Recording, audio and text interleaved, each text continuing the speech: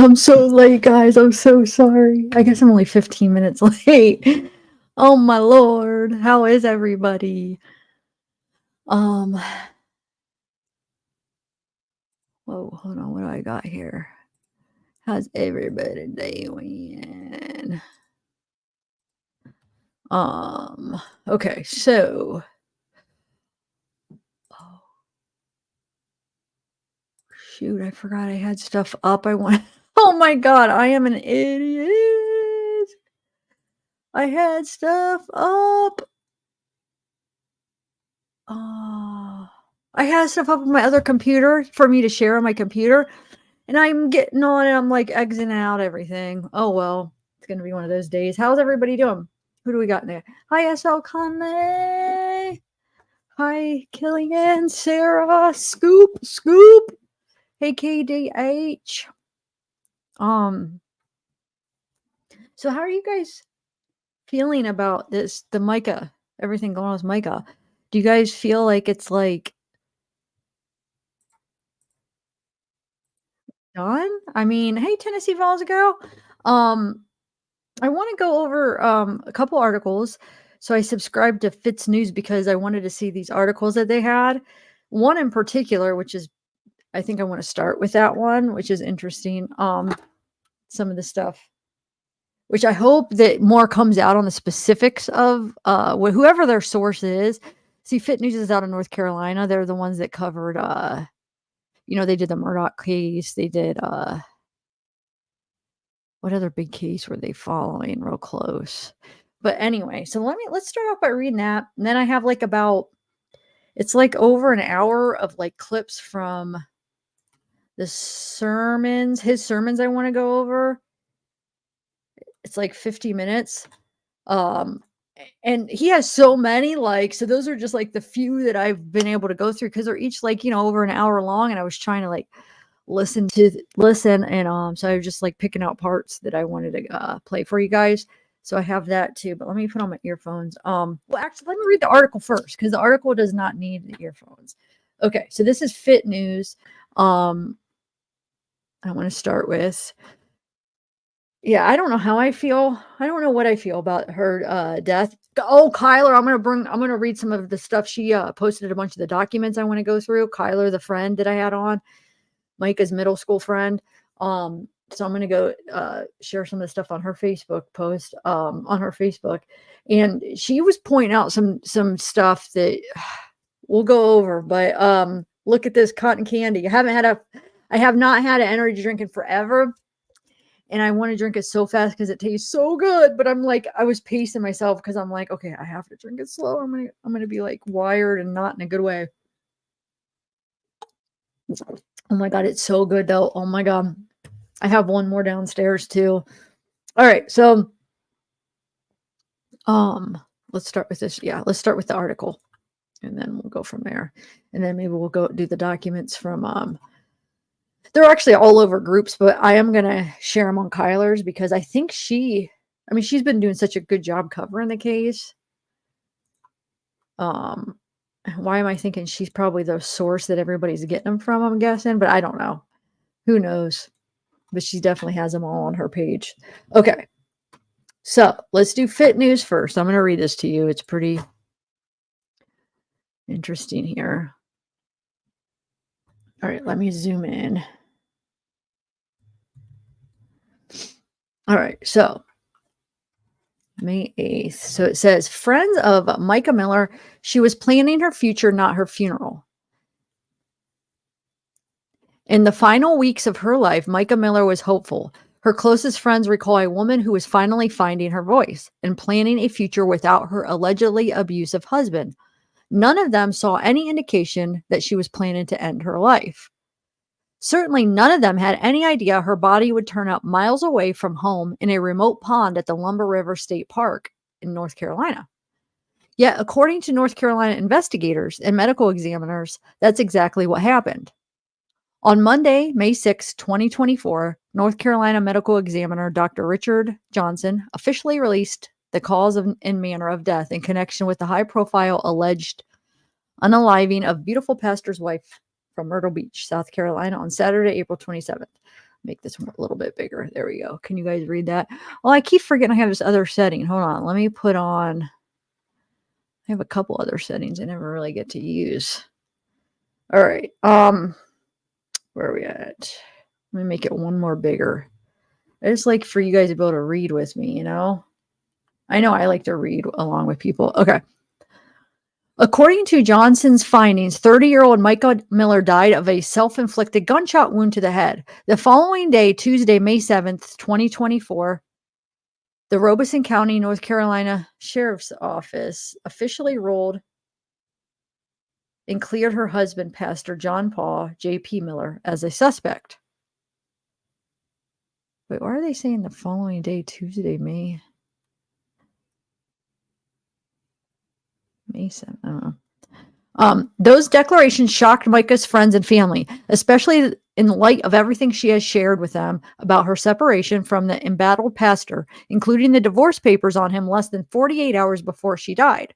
Our media outlet spoke with several close friends of Miller in an effort to gain insights into her final days, weeks, and months among us.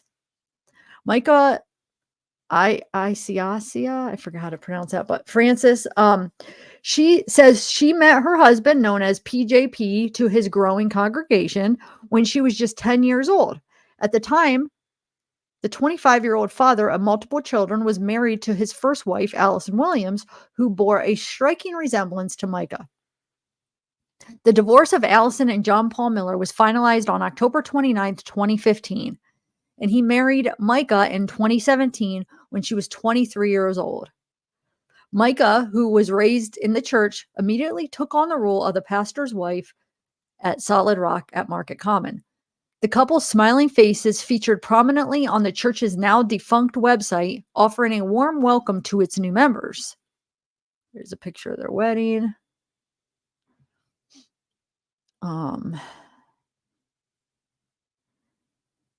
According to the website, Mica became more active in the day-to-day activities of the church in 2020, joyfully singing on the praise team and creating all the graphics for the church and for her husband's popular Sunday sermons. From the outside looking in, their marriage was perfect. But according to her friends, things were not as they appeared. Mica's close friends indicated the marriage began deteriorating about 2 years ago. But most of them were unaware how bad things had gotten until the fall of 2023. Around this time, JP purportedly read an apology letter to church board members explaining that the couple had separated, in admitting that he had been exchanging text messages with the daughter of a couple who were members of the church. JP is also said to have informed the board that he and Mica had agreed that they could see other people while they were separated, a claim more than a few of the board members questioned. You know how he was like insulting and talking about, he preached about that couple that we watched that TikTok the other live about how they weren't married yet. And they were having, wait, what was it? They wanted to move in together. Now I forget what was it they wanted to do, but they weren't married. And he's like, basically put him on blast. And you're freaking saying, oh, well, we agreed that we could see other people when we were separated. But according to your strict, religious guidelines, that wouldn't be okay, And then, of course, having a kid out of wedlock that we know he did and all this stuff. I mean, you're hypocritical. You're pointing fingers and putting people, on blast and like putting people out there when you're doing worse stuff. But anyway. Several longtime friends of the couple who belonged to the church began feeling uncomfortable with the seemingly strange new messaging and tone of his weekly sermons. As a result, they opted to seek a new church to call home. When Mica realized her friends no longer belonged to the church, she began opening up to them. According to multiple friends, what the young wife claimed she was experiencing at the hands of her husband was horrific. According to them, Mica was, as court documents supplied by her family attested to, a woman afraid for her life. Mica was a devout Christian. She cherished the faith and the fellowship she found within her church. Friends say she would affect their relationships with God. While those who are not devout followers of Christ may struggle to understand her hesitancy, Those who are say Mica ultimately striving to protect the one thing which brought her the most peace during the time she struggled most, her faith. When she realized she now had fellowship outside of the church in which she was raised, she knew it was time to seek the guidance of those she trusted and loved the most. Friends say Mica told them her husband, the same husband who preached regularly about the dangers of pornographic addictions, was himself addicted to sex. They say he required her to have sex with him 3 to 5 times a day. At night, when she refused to comply, they claim he kept her awake by blaring loud music in her ears and throwing water on her as she drifted off to sleep, a form of torture utilized in interrogation techniques. When Mica couldn't meet his demands, according to her friends, he allegedly began forcing her to take testosterone shots to increase her sex drive. He also allegedly began engaging in other methods of sexual gratification, methods which dehumanized Mica. Several of these methods, which can only be described as humiliating to his reserved life, allegedly involved animals, homeless men, and sex toys. And I want to tell you, Fit News isn't like, you know how sometimes we come across like these websites that are like crappy and they're like these like almost like, what do they call those one the Enquirer, National Enquirer.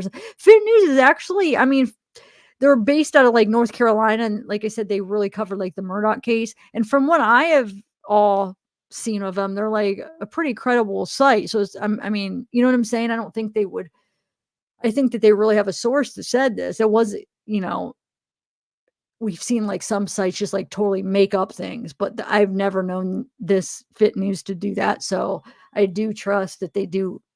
Somebody did tell them that they do have a source. So yeah, this is crazy. Yeah, it's a good news source. I agree, Patronus. Everything I've seen with them from, you know, studying true crime or having my channel, they have been like a credible source. They actually have a channel too, which we're going to read. We're going to watch a couple of their videos, but okay. So yeah, crazy, dude. So forcing her to take testosterone, freaking having what involving him, animals and homeless men and sex toys. I can't even, I don't even know. This is crazy. Says, while Mica's decision to privately share such awful details of her marriage shocked her friends, they also said in retrospect that made sense given how he treated her. I mean, we were there, and of course we were in the inner circle, and we saw a lot and everything, said Alicia Young, a friend of Mica's and former member of the church. I mean, the way he would talk to her in front of the people, I mean, he would talk down to her and the light would just go out of her face and everything. And we didn't know exactly how deep the abuse ran because we only saw what was in front of us. And then she was moving forward. Mica had been preparing to leave her husband, but given the alleged abuse she had endured in a failed previous attempt in September of 2023, she was carefully documenting evidence for her attorney. Friends say the evidence included proof of misuse of church funds, of affairs involving JP and other women, and other illicit activities. Given a recently uncovered incident report filed on March 13th, 2024, with the Myrtle Beach Police Department, which alleged the illegal transfer of funds from the church's day two care mission to Miller's personal account, it is possible she had ample ammunition. Wait, let me see if, let's get this. Yeah. I don't know if we should, how do you guys want to do this? Do you want to wait to click on the links? Want me to read the whole article and then go back to the links? I don't know. It would be easier for you guys. I don't know. Maybe we should. Well, I'll read them. I'll read it and then we'll go back to the links. What about that? All right. Yeah, read first. Okay. Okay, I will. All right. But something happened before Mica could do anything with the information she told friends she had gathered. On February 8th, 2024, her husband had her admitted involuntarily to the Waccamaw Center for Mental Health. Upon her release on February 10th, 2024, staff at the facility informed her that her husband had taken her purse and her car keys. When Mica returned to where she had first left her car, it was gone, she told friends. According to Mica's friends, JP left her at the facility with no identification, no wallet, and no car. Okay, sorry.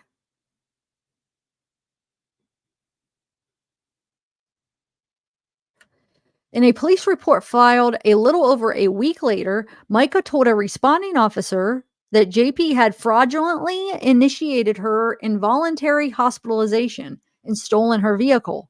She added that JP had known her since she was 10 years old and groomed her while she worked for him prior to their marriage. John Paul had an entirely different narrative for the officer. According to him, his wife suffered from mental health disorders, which caused her to become reckless and spend large amounts of money. He claimed that he had taken possession of the vehicle to ensure she didn't sell it during her most recent episode. He also told the officer they were not legally separated. As the couples was still legally married and the vehicle was considered marital property, the officer found no way to establish that a criminal offense had been committed. Accordingly, no charges were filed. Shortly after, Mica moved in with a friend, and her father helped her get a new car so she was able to drive herself to work. Eventually, she managed to get her identification back from her estranged husband, but the problems didn't end there.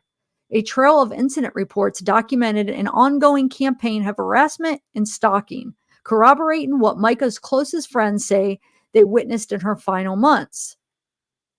One of her closest friends recalled a haunting conversation with Mica in the midst of her final attempt to escape her marriage. "My husband's going to try to find me," Mica said during the late night call, according to her friend. "He's going to say I killed myself, telling the whole church every sermon, every opportunity he gets to tell the church that I have a mental illness. You know he's threatened me with a gun before, and he told me I will never leave him," Mica continued. According to her friend, "He's never going to let me go. There's no way he said it to me. He said there is nowhere you can go that I can't find you."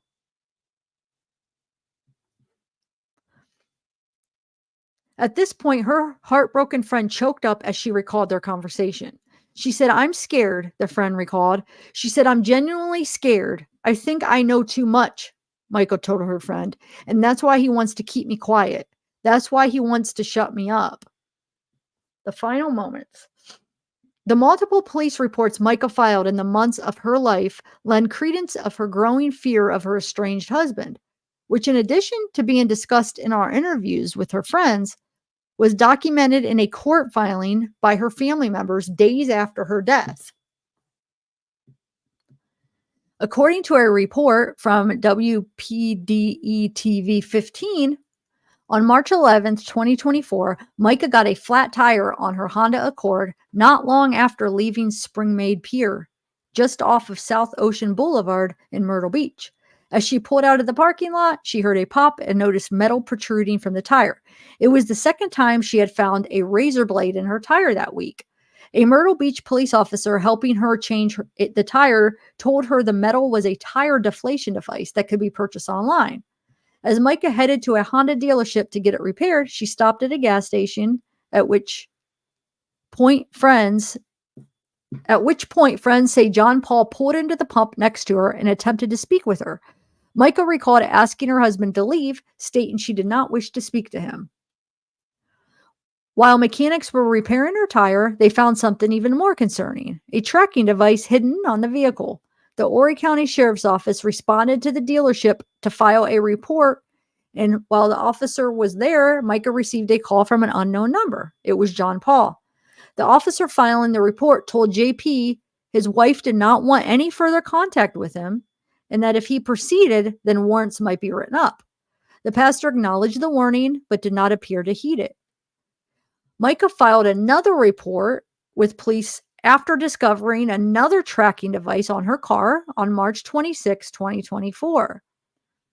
According to her friends, after all of Mica's electronics during her involuntary commitment in February, her husband had secured the logins to all of her emails and social media accounts. Sorry, I missed the word taking, after taking all of Mica's electronics. So he took them all. He freaking secured all the logins. On April 8th, 2024, she filed an incident report with Myrtle Beach police alleging he had used her Facebook login to post a nude photo of her using an anonymous account, tagging her old profile, which she no longer had access to. According to Mica, the nude photo was one she had sent him 6 months earlier. When the responding officer reviewed the image, he concluded that since the nipple was blurred, it did not meet the standard for nudity. Since the post was anonymous, there was no way to prove JP was the one who posted the photo. Although Mica affirmed he was the only person to whom she sent this specific nude to. On April 15th, 2024, Mica discovered another tracker on her vehicle and filed yet another incident report. In response to this complaint, an officer advised her that because the couple were still married, the vehicle was considered community property and no crime had been committed. Mica filed for a legal separation the next day. As previously reported, John Paul Miller was served with these divorce papers on April 25th, 2024, just 2 days before Mica's death. Mica's call for help went unanswered. Over and over again, on repeated occasions, officers found no cause for charges, cited civil laws relating to marital property, or indicating there was no way to prove her husband had committed any crimes. No investigations appeared to have been conducted, leaving her with no option but to file for separation. Count on this media outlet to continue its investigation into the allegations against J.P. Miller and to continue our deep dive into the circumstances which led to Mica's death. In the fact, next week I will join our Andy Fancher in retracing Mica's steps that she made her way from Myrtle Beach to the Lumber River State Park on the fateful Saturday. So let's we could just click on I was going to go to Kylie's website, but let's just click on here. So we have calls in manner of death. We know that. Let me just see I just want to see something. Oh, it links to that. Okay, their other article. All right. So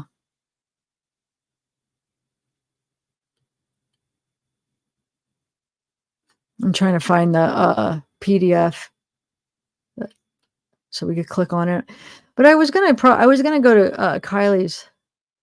Share it from Kylie's or Kyler. Oh my God, I did it. We were talking about that. People called her Kylie. I just did it. I'm pretty sure it's all the same PDFs that she has. But okay, let's see. This one is the date and time. This is from March 13th. This is John Paul Miller donations. This is $1,199.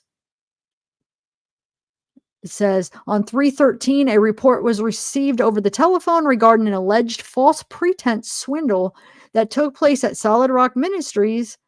The complainant relates that one of the employees of the church, offender, was sent to collect donations for the church called Dare to Care Mission. These funds were being collected specifically for a mission occurring in Jebrock, Kenya. The CP states that on 2/14/24, it was discovered that the employee had transferred donation funds from the church's Zelle and Cash App accounts to the employee's personal South State bank account. The employee also collected cash donations, which were allegedly deposited directly to the employee's bank account. In total, the CP reports that $1,199 was deposited by the employee into her personal account. An investigation will follow. Okay, so that's that one.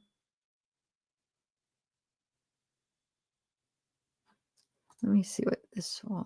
Oh, that's just the. Okay.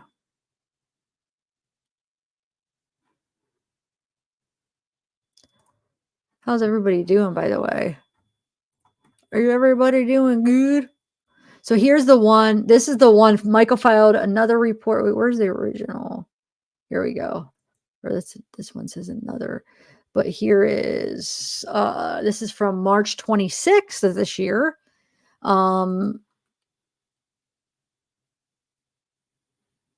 Property. Let's see. On 3/26 at approximately 10:33, PFC Minute was dispatched to on a suspicious call. When arriving on scene, the complainant met the RO in her apartment, 513. The complainant advised she had found a tracking device located on her vehicle, 3/24/24. The tracking device will be collected as evidence at this time. Hold on one second, guys.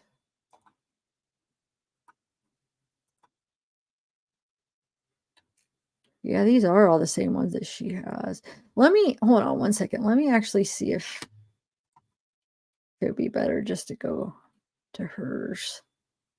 Yeah, I'm going to go to hers. I'm going to share it from Kylie's or Kyler. Oh my God. Why? How am I keep getting it wrong? Kyler, I'm sorry. I know we were talking about that. Okay. So let's just do it from hers because she has them all together. So, okay. So let's do the first one is. Plus, I like how it zooms in. Okay, so we have this one is from April 30th.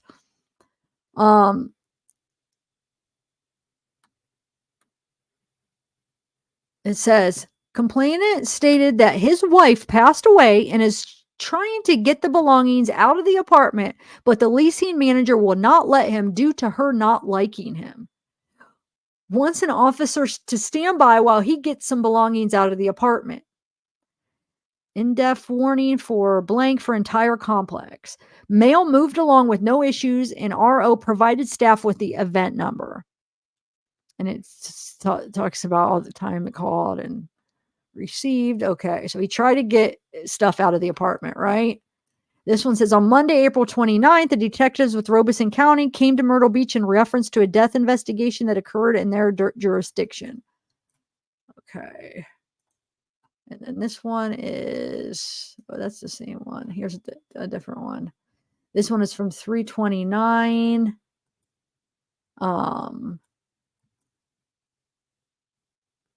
Says all info per 101 meet blank on Racine reference an employee stealing from business, which is currently being investigated. Blank was not on scene, spoke with church employee blank on scene. Blank informed me the church wanted police to be aware an ex-employee blank closed one of the bank accounts for a youth program that she was an executor for. Detective Sweeney is investigating this ongoing case and will be made aware of it. So I just wonder if that has JP's name fingers all over it. You know what I'm saying? What if, I don't know. I don't trust. I think it's like something bigger. Like I feel like they're putting it on the employee, but what if it's him trying to get the, I don't know. What do you guys think? So this one says, this is from 3/27 this year. It says phone report. Complainant says he is being harassed on social media. So this is John Paul, right? Pretty sure. Okay, hold on. He is being harassed on social media and by text by his wife and her family. Would like to make a report about it. The CP said he was being harassed by his wife on social media. RO and Detective Paetzel looked at the wife's blank's Facebook post where she talks about abuse. There were no names mentioned and no intent or harassment on social media platform. The CP had no text or proof of harassment and was advised by RO to block any further social media from his wife. And he was also advised to not look at her page since it upset him.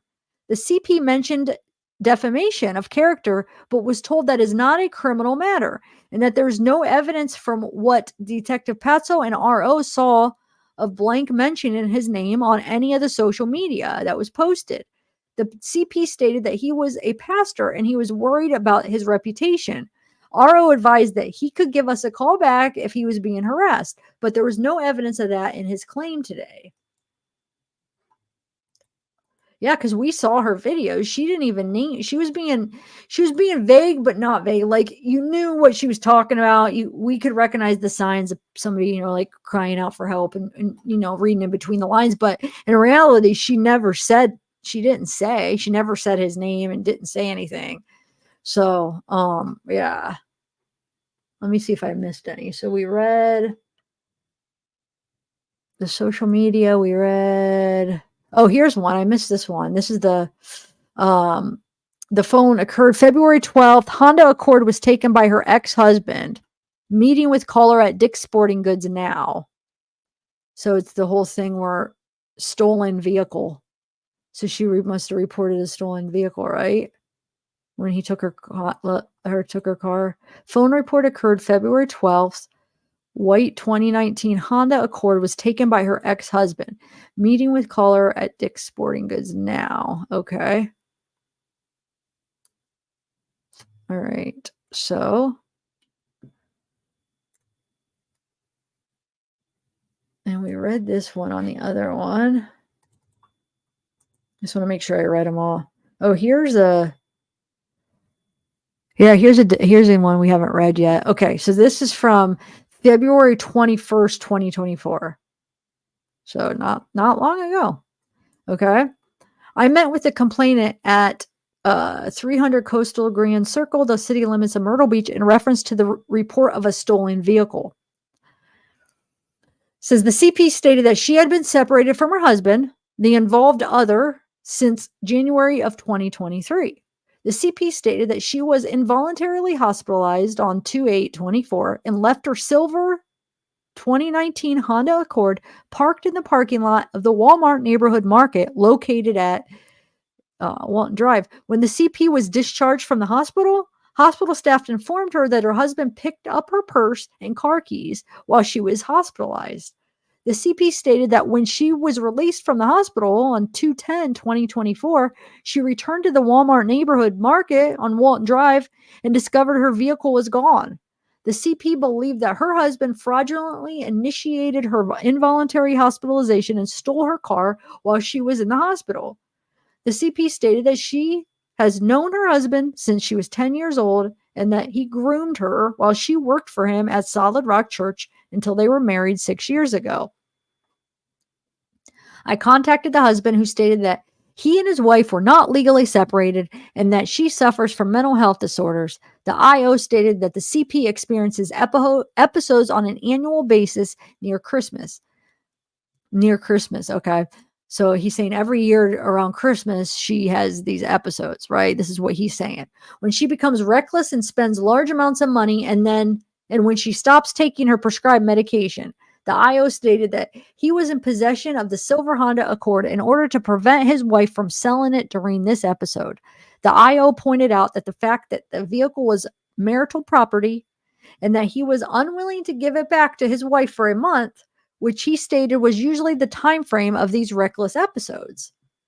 Due to both parties stating they were legally married, I made the determination that the Honda Accord was considered marital property. Therefore, I cannot establish a criminal offense. I have nothing further at this time.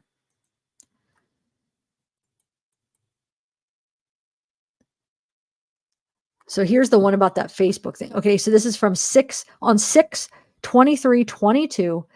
RO received a phone report from the victim stating that she... Oh, wait, this is a little bit different. Okay, this is another thing. Okay, that she received lewd text messages and photographs from the offender while she was at her home in New Jersey.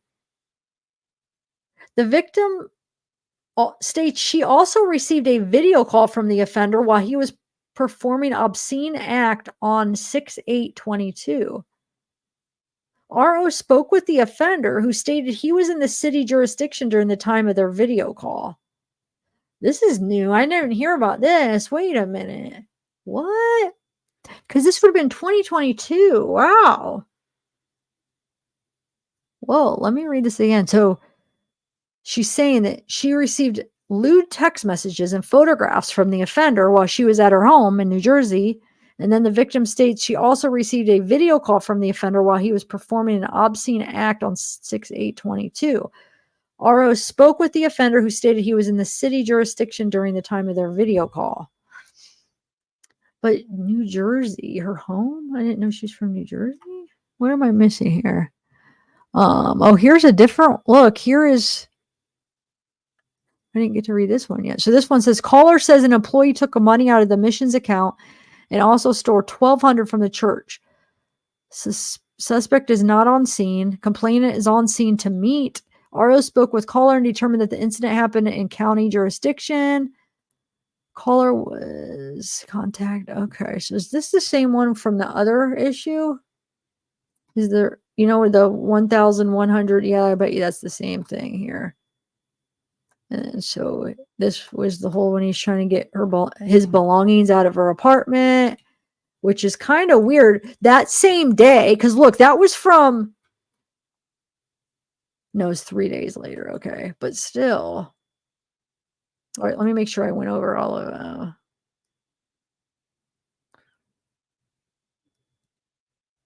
yeah, this is that about the tracker. Located a heavy-duty tracker on her vehicle, wants to turn over as evidence, believes her husband placed on her car, and notified officer that because of the two are married, and yeah, she has ownership. She has ownership of the vehicle. This is considered a civil issue. The tracker was reportedly found on the black and color Honda Civic plate. This is not the first time. Has found a tracker on her vehicle. Officer advised the tracker is her property since the two are still legally married. I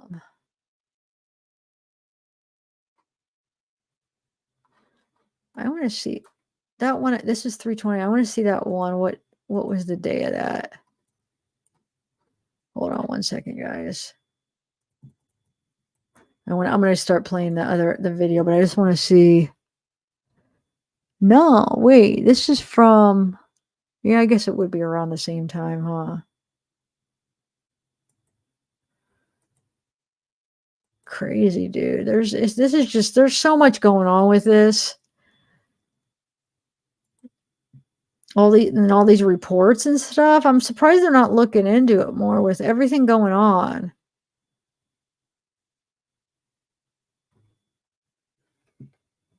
This is from, yeah, this has to be something different. Well, they're from, like, the other one was his February. This is May. Like, how, but it's all around the same. Oh, this is 313, but it's all like around the same amount of money. That's why I'm confused if it's just one account or not. All right, so. All right, let me take this down, and I want to play some clips now.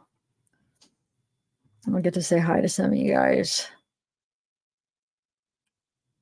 Oh, I wanted to share this other stuff she has on her, but we'll do a little here, a little video, and then we'll go back to it because some of the stuff that she noticed, which I don't know. The more that I'm seeing, I don't. Oh, it's just like it seems, when you think like everything that would have to be involved to like make this all fake, it would be like you'd have to have like so many people, which is not.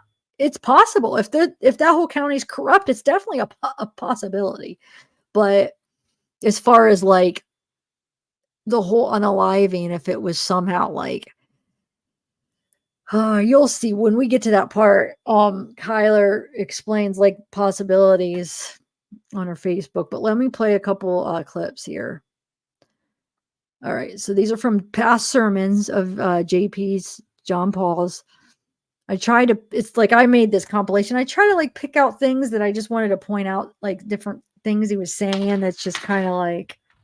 So let me put my headphones in real quick. Hold on.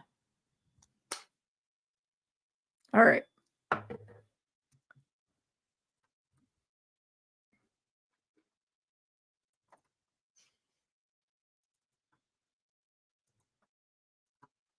It might be loud when I first, you know how sometimes like my mic is a lot lower than the video, so just beware this could get, it might just be really loud instantly. Let's see. We had a big announcement for you this week, and the announcement is that I am still pastor of Solid Rock, and I'm going to keep pastoring until the day I die. So, y'all can sit down, turn off your cell phones, get your Bibles ready. In order for you to understand the introduction to the sermon, we all have to agree that I am the most humble man in all of the state of South Carolina. Okay, we have to first agree on that. There's no pride in me whatsoever. I'm very, actually, I've worked really hard to become humble. I'm very proud of how humble I've become over the years. And so I'm so humble. You're going to find this really hard to believe. This is so funny because I've been preaching since 2006. This is so funny. It's very embarrassing, but it blows my mind. You know how many people I've had lately tell me that I need to start listening to my own sermons? You know how many people I flicked off when they said that? No, I didn't. I wanted to. I used my other finger. But anyway, so I am so prideful, or at least I've battled pride so strongly, that I can preach a sermon 2 times and not think about myself at all and only think about y'all. That's a lot of pride. That I can speak for 30 minutes on something from the Bible and not even think about myself. So for the past 4 weeks, we've been on this series, Perfect Gifts, Imperfect People, and it wasn't... I'm gonna add commentary. I'm sorry, because that's why I put these clips, because I have thoughts about some of this stuff. No, it's not. That would be like, yeah, narcissist. If you're so proud of that, like, normal people can be. But the fact that he's saying that and he's looking at it like it's a big achievement, because he is a freaking narcissist. He is very selfish for him to think that that's a big deal. You know what I'm saying? Like, for him to think, well, I could do that and not even think about myself. That's something. Like, what are you talking about? You're a pastor. You're preaching about Jesus, the most unselfish man in the world. You know what I'm saying? In the universe. You, like, how, I don't even know. I don't even, like, it's like, was he joking? I know the humble thing, he was being, like, sarcastic, but, like, that, I think he was saying that to be, like, that didn't feel like he was being sarcastic. That part, was he or not? Like, where he was, like, talking about, hey, I could preach 2 sermons and not even think about myself. Like, that seemed like that I didn't sense any sarcasm or anything in that. It seemed like he was being honest. Like, that means that, look, I could, anyway. Until just this past week that I finally started listening to my sermon. Because here's why. I know that I'm stupid natural, right? We've been talking about stupid natural versus supernatural. I know I'm stupid natural. I can prove to you I'm stupid natural. I have the list. In fact, if you can look it up online with the government, there's a list of how stupid natural I am in the government database, okay? There's a list. But I did not realize until this past week that I'm supernatural. And so I'm telling you this so that you can be encouraged that God can use you. So for the past 4 weeks, I've had the most horrible battle and horrible time of my entire life. I've never, ever, not even close, been through what I'm going through right now in life. Not even close. Horrible. I mean, horrible, so bad. I'm seeing a psychiatrist every week. I'm on 900 milligrams of lithium. I'm seeing a counselor every week. I'm going to inner healing. I'm going to deliverance 3 times a week with pastors in the area. I'm doing everything I can just to be able to get out of bed. I'm so depressed. I want to die. I'm battling suicidal thoughts. I have unforgiveness, hatred, demons coming out of me. Horrible. I'm in such a bad place. I spent my Friday night at Kelly's house with women over 50 years old watching them play bunco. That's how horrible I'm doing. I sat there and ate meatloaf while 12 ladies from the church who were over 50 years old rolled dice and got excited as if they had won the lottery. I'm bad off right now. I am bad off. I'm bad off, okay? I'm so bad off. Here's what's so funny, is our church has never been so healthy as it has been in the past 4 weeks since the day we started the church. We've never had such unity. We've never had such powerful things happen. Listen, it gets better, it gets better. Normally I study about 20 hours a week. Lately I've only been studying about 5 hours because I can barely even get out of bed. I'm so depressed. And last Sunday, 50 people got saved in our church. 50. It gets more. We used to get excited when our sermons got over 1,000 views on Facebook. In fact, Daryl Strawberry was here a few weeks ago, and his sermon has about 1,100 views on Facebook. The past few weeks, the sermons have been averaging over 220,000 views on Facebook. Out of the blue. We had the best festival we've ever had in the history of Solid Rock yesterday. Here's what I'm saying. God is doing all this without my help.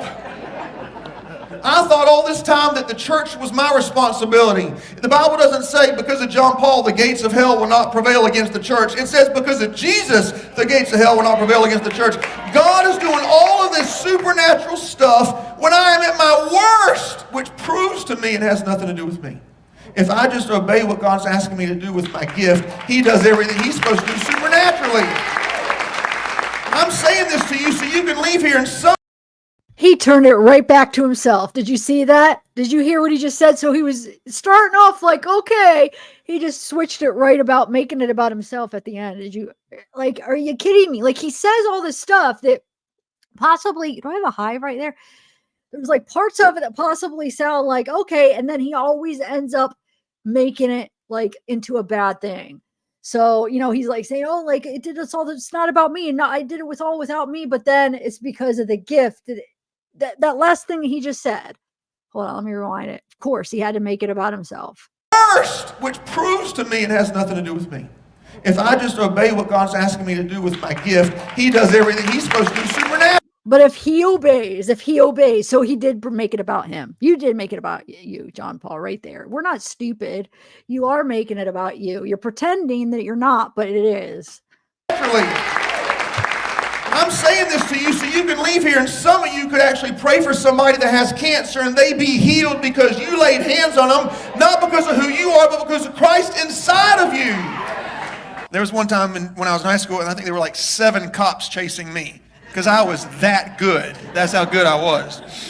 And I ran from them, and I ran into a barbed wire fence in the middle of the night, and that ended it, and that's a true story. Anyway, and it doesn't really matter, honestly. It doesn't matter. So years ago, we were up here at church, great Sunday morning service. This couple's in church, and afterwards they come up, and they're so affirming. Oh, greatest sermon. Oh, you're the greatest preacher ever. So immediately, I loved them.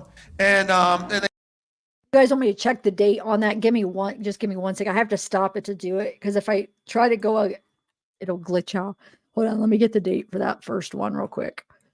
That one where he's talking about he's so depressed and he's unalive, can't say that, but and that he's like the whole lithium that day, that first one we just watched, the date will be, hold on, let me get you a date. 1 second, guys.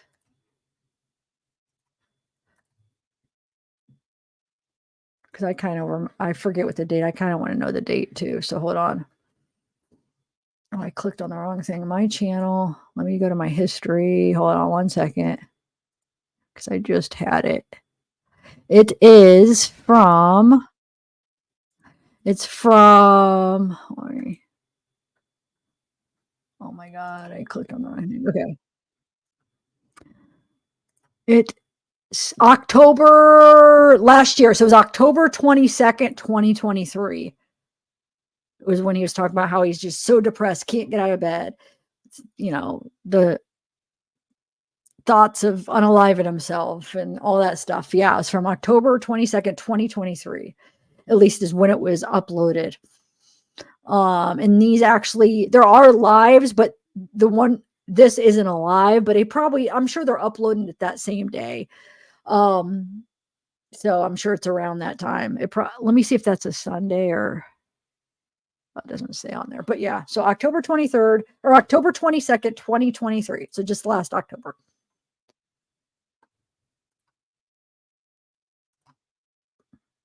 All right, let me press play. They said, we're homeless and we need some help. And I said, okay. So I bought them lunch after church. I spent some time with them.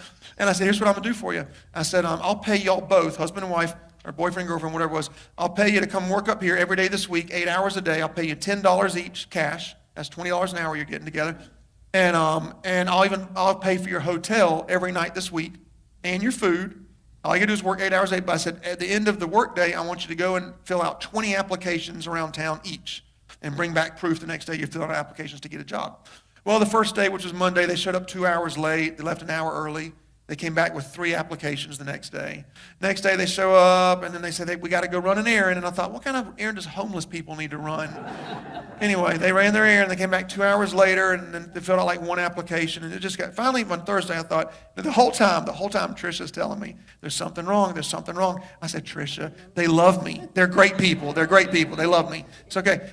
So on Thursday, we get a call from a pawn shop around here. Turns out that every day that they've been up here at church working, they've been secretly collecting things and putting it in their vehicle and pawning them every single day at different pawn shops around town. They stole our computers. They stole our music equipment, speakers, whatever they could find. Stole our iPads. So on Thursday, I called them up and said, listen, guys, we know what's going on. And then, no, we're not doing that. And I said, listen, the pawn shop showed me. You might know this, when you go to a pawn shop, they secretly take your picture right there at the counter. And the guy's like smiling all big with my computer in his hands, And so I said, listen, y'all got our stuff, and the police are here, and if we press charges, you're going to jail. And I said, but I don't want you to go to jail. So listen, I said, I give way too many chances. I said, come back and work, and you can work off the money that you made by pawning our stuff. I said, all I want is my iPads, because we have all of our music on it. It took a lot of work. Just give us our iPads back. He said, okay, meet me at Walmart. And I said, well, just come to church. He said, no, you'll have me arrested. I said, I'm not going to have you arrested if you'll return the iPads. So I meant to meet him at Walmart. Well, Dan went with me, and Dan brought his gun, and he was videotaping. He was like parked like 3 things down in his seat like this. His car is like this, and he's like videotaping with his gun, And so, and I know what I'm doing. And when I told the police this story, they're like, you did what? I said, listen, I watched Magnum P.I. I know what I'm doing.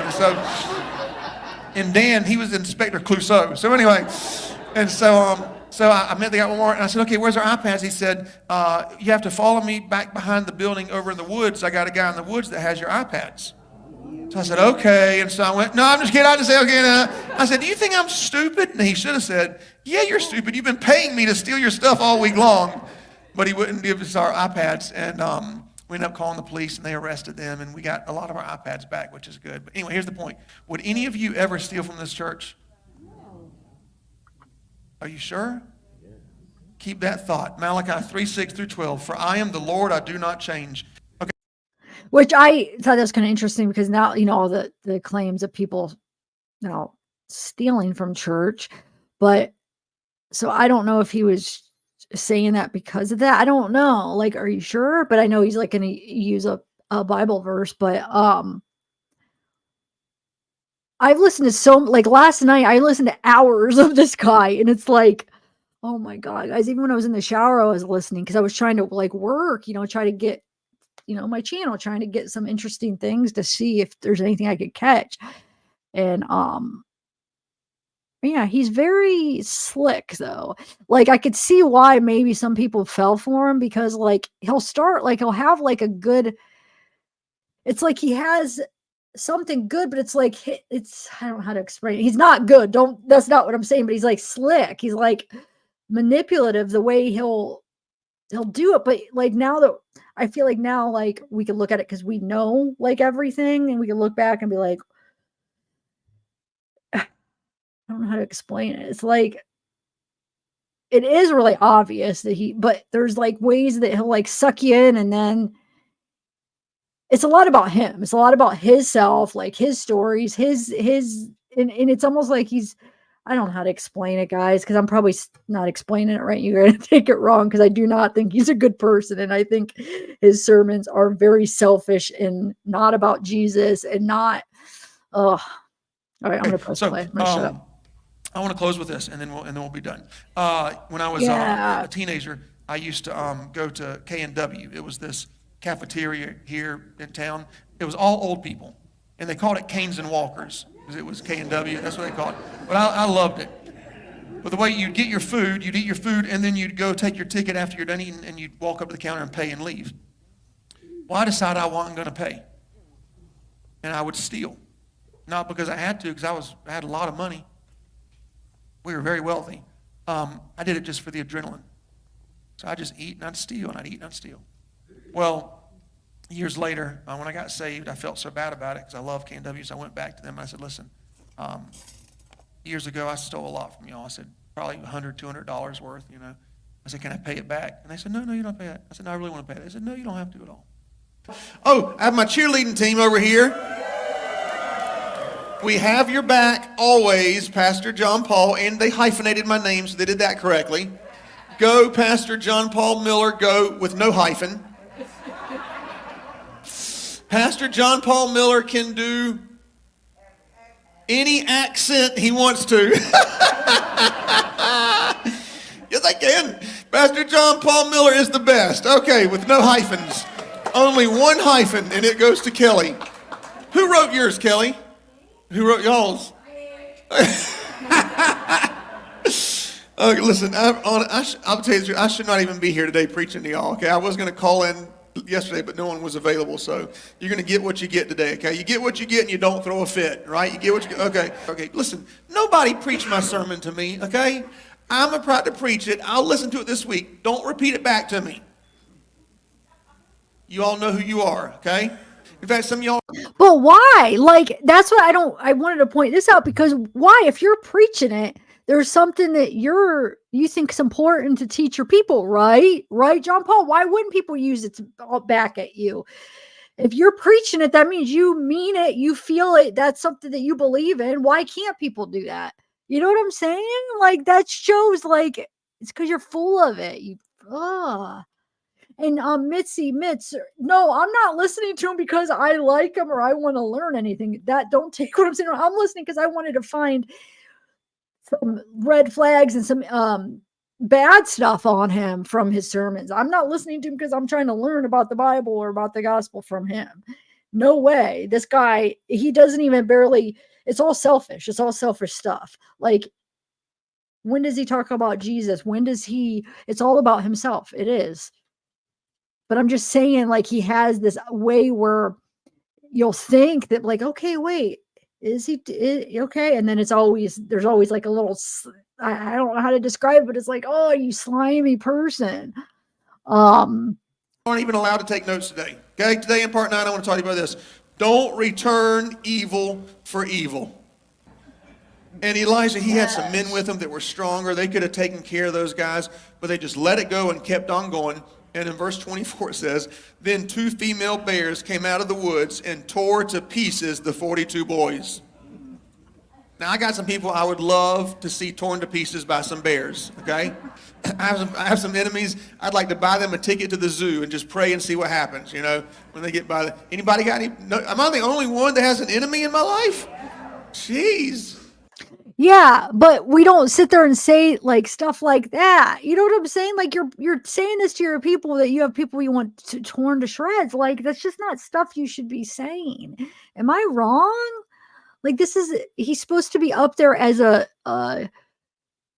preacher of, of the word, the gospel, Jesus. Like, I don't know. And I wanted to point out, like, I left in some of his jokes because I wanted to ask you guys, do you guys find when it happens, I want to ask you, are you finding, like, these, like, in bad taste, some of the jokes he makes, which I'll point out, but, like, everybody laughs and stuff. And I'm like, am I, like, just not have a sense of humor? Like, I feel like they're in really bad taste, some of his jokes, but are we just thinking that because now we know, like, the person he is? So I just want to ask, like unbiasedly, are his jokes, like, horrible to be saying up there? It's just... Okay, this is the worst sermon I've ever preached my whole life. I can't stand it. I just want to give the altar call and quit now. One day, listen, if you ever want to know what I'm going through in life, it's always about what I'm preaching about. God is so good to do that every single time. One day I'm going to preach about getting rich, strong, healthy, and finding a hot wife that loves Jesus. That's what I'm going to do. I'm just kidding. That was wrong. I told you I shouldn't be here today. I told you. Whatever. Okay, I have 2 points for you today. They start with the letter H. And these are 2 things that will be destroyed in your life if you avenge yourself. If you get back your enemies, this is what will happen. These 2 things will be destroyed in your life. Point number 1 for your notes is this: your heart. Your heart. The reason we forgive, the reason we don't return evil for evil, is because we have to protect our heart. Matthew 18:35, my heavenly Father will deal with every one of you if you do not forgive from your heart. Now, here's why I don't like this scripture. Here's why this scripture is stupid to me. It's talking about someone that hurt me. I didn't do it. They hurt me. They hurt me, and God's going to deal with me? God, didn't you see what they did? Did you not see what they said about me on Facebook? They hurt me. And you're going to come after me if I don't forgive from my heart and let it go? Why would God do that to me when I'm the one in pain? So here's 4 things that happen. So he says, stupid script. Oh, here's a stupid scripture. None of the scriptures should be stupid. If you know what I'm saying, you shouldn't be saying that about a scripture. If you're over there preaching the Bible, you're going to say a scripture stupid? Like what? And then I don't know. He just happens when your heart is corroded and you don't even know it. The first thing is this: is you begin to gossip and speak negatively, especially of the person that did you wrong. The very person that did you wrong, you want to talk about them and just talk. And there's a really weird idea that a lot of women have. It's so weird that women have this. Christian women think, well, I need somebody to talk to about these people that hurt me. I need somebody to talk to. Oh, you just need somebody to talk to. Just go find somebody to talk to. Okay, let me give you that person's name. That person's name is Jesus, Jesus. Okay, that's who you go and talk to. Now, if you want to talk about your own problems, the Bible says confess your own faults one to another. Then hypocrite. That's why you're talking about your wife. Like all those little clips we listened to in the past lives talking about his wife. So you're talking about your wife going privately, talking to friends about marital problems that she's trying to get some help with. Okay. You're talking about your problems to the whole congregation. Like, how wrong is that, JP? Like, how wrong is that? Like, how is he like, oh, people, hypocrites make me so mad. Oh my God. Sorry. you can be healed. But if you're going to talk about somebody else, that's a demon actually right there. When my wife went in the hospital, I looked at her phone and I counted over the past 2 years, 18 people who had texted her and said, if you ever want to talk about your husband, you can talk to me and say anything and I'll keep it confidential. Why the heck does somebody want to hear what somebody else says about their spouse? What do you think you're doing right now? What do you think you're doing right now, John? What do you think you're doing? You're talking about your spouse to hundreds of people. You're talking negatively about your spouse to hundreds of people when you're supposed to be up there in a professional manner talking about the Bible. Are you kidding me? Like, you're doing that right now. Oh. And 2 of those 18 were men. I thought, what? And I was thinking, when I read that, I thought, Mark Castaday, he's one of our elders here, and Jackie, she oversees our New Testament discipleship. Could you see Mark calling another woman and saying, you know what, I just want to tell you some things about my wife I don't like? Or could you see Jackie calling a woman or a man, either one? No, if someone wants to call you and say bad things about somebody else, that's a demon talking to you. And the only way to respond is with the word of God. Because see, demons love words that line up with what they want. They cannot stand the word of God. So if anyone calls you and says, listen, I need to tell you about what my husband's doing to my wife, you say, listen, here's what the Bible says you need to do with that, because that's a demon. So there you go. Okay, I feel much better already. The worst thing about pastoring, there's a bunch of bad things. Worst thing is pretty much the people. But other than that, I'm just kidding. That is a saying when us pastors go to breakfast or when we go to lunch, everyone says, they said, oh, ministry's so great except for the people. Who said that? Like, if that's a joke between pastors that the people is the horrible thing about, like, what? I'm like speechless. I would never have guessed that that's the thing that's coming to your head of what's like, even if it's like a joke, but it's real because, like, he's making a joke, but it's something that is real. You know what I'm saying? Like, for him, at least, that is ridiculous. The people should be why you want to do it. Like, I know, well, Jesus, but like, you're going to say that's the worst part?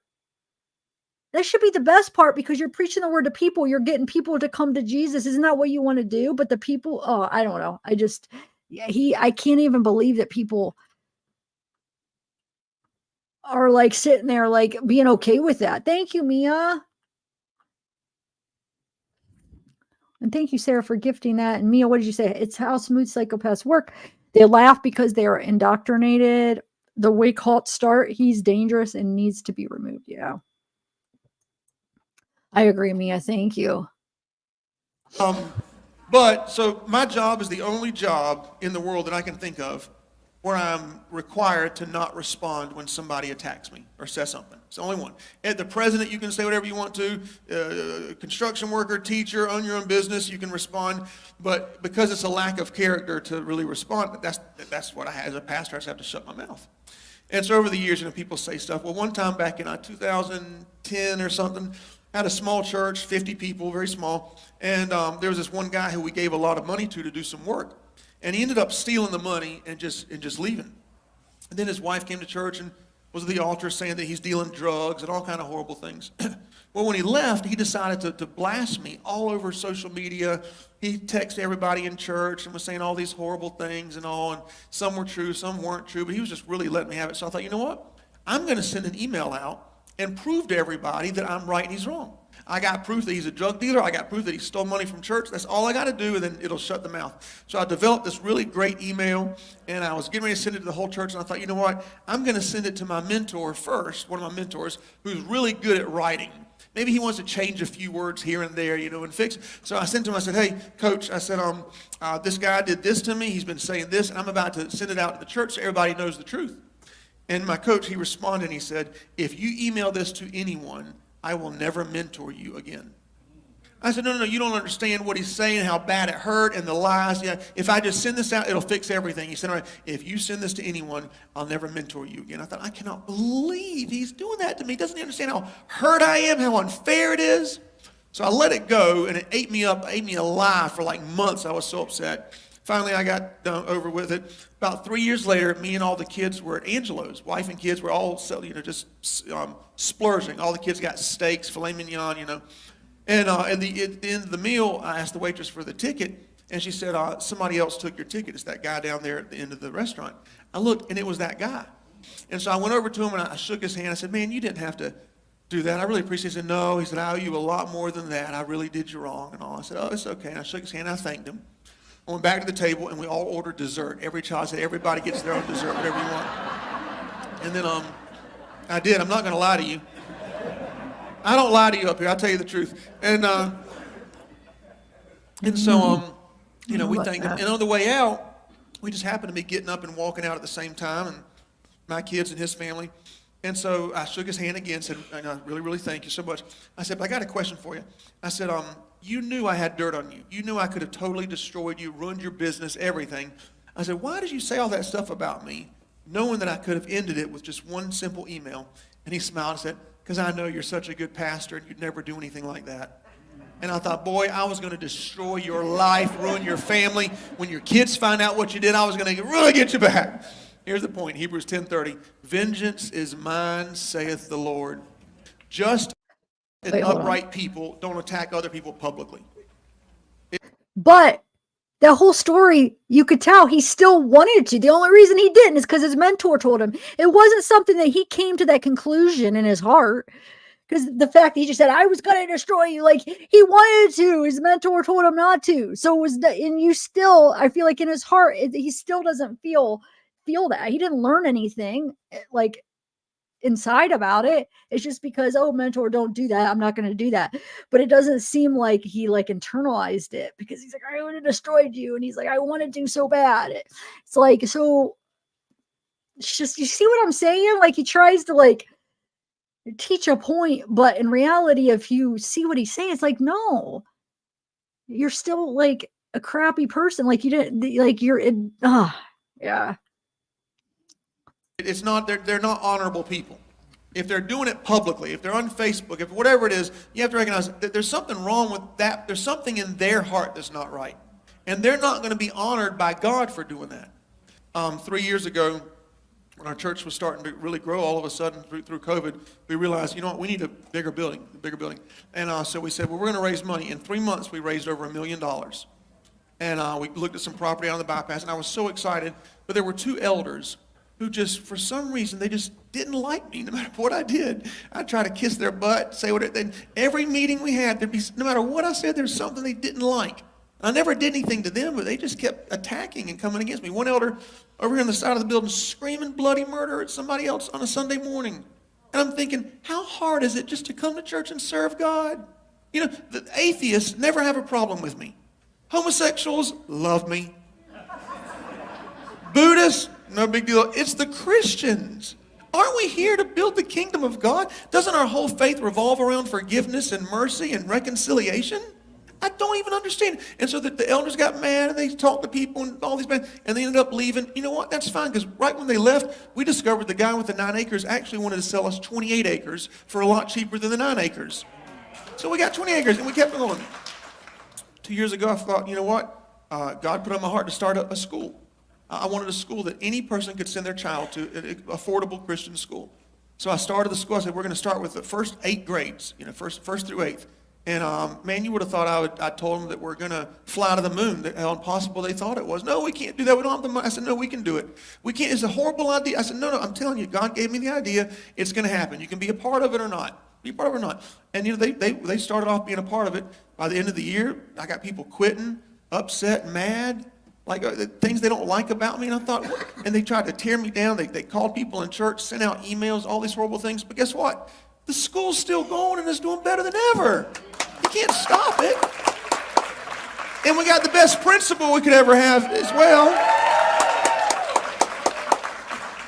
It's funny, my enemies think they're going to stop me. They're actually putting fuel in my gas tank for me to keep going.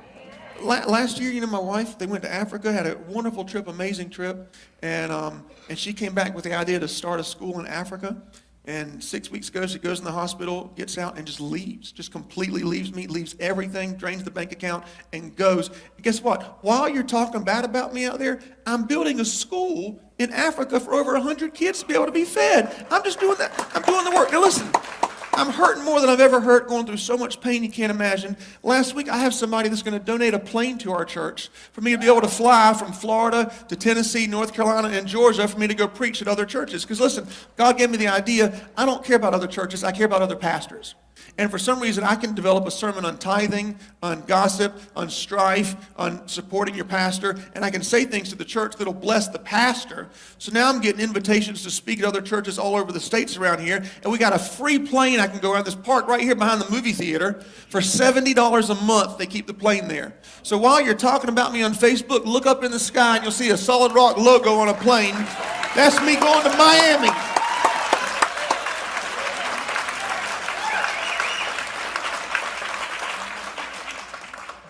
You can't keep me down. You're putting fuel in my plane. And guess who's not going to be in the plane? My enemies. You have to take a taxi if you want to get there.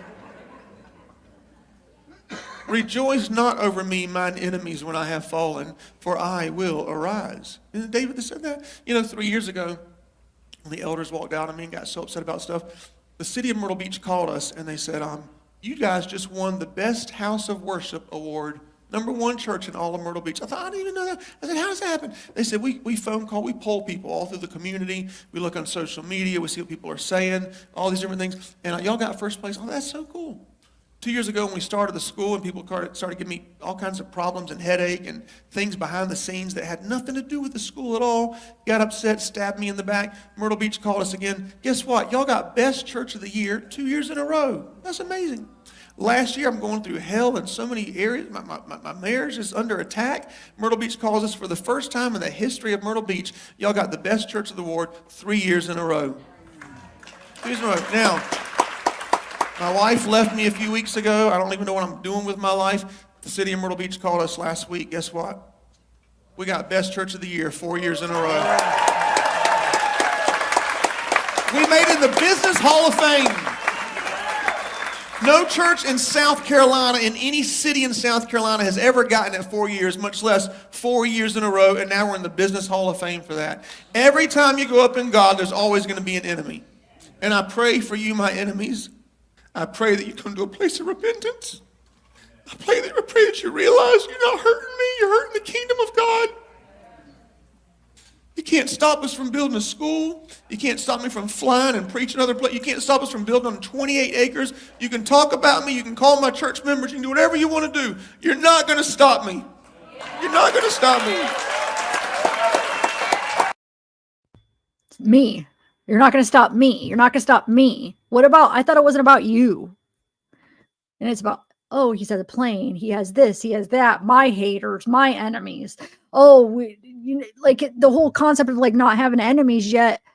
Oh, I'm going to wave bye to him up on the plane. And you know what I'm saying? It's like you are like, you're saying that, but you're, I don't know. Yeah. And like I said, I've only listened to, he's got so many sermons. I was only able to listen to a small fraction of them because there's so many.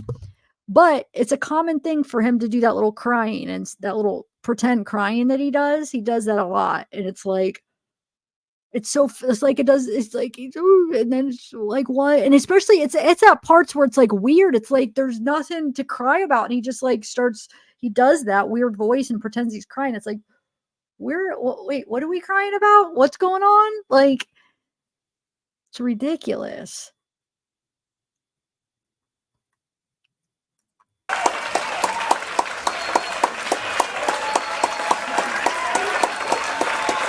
They are giving him a standing ovation where he's like, nothing can stop me. He said, me, and they're giving him a standing ovation. What is going on with this church?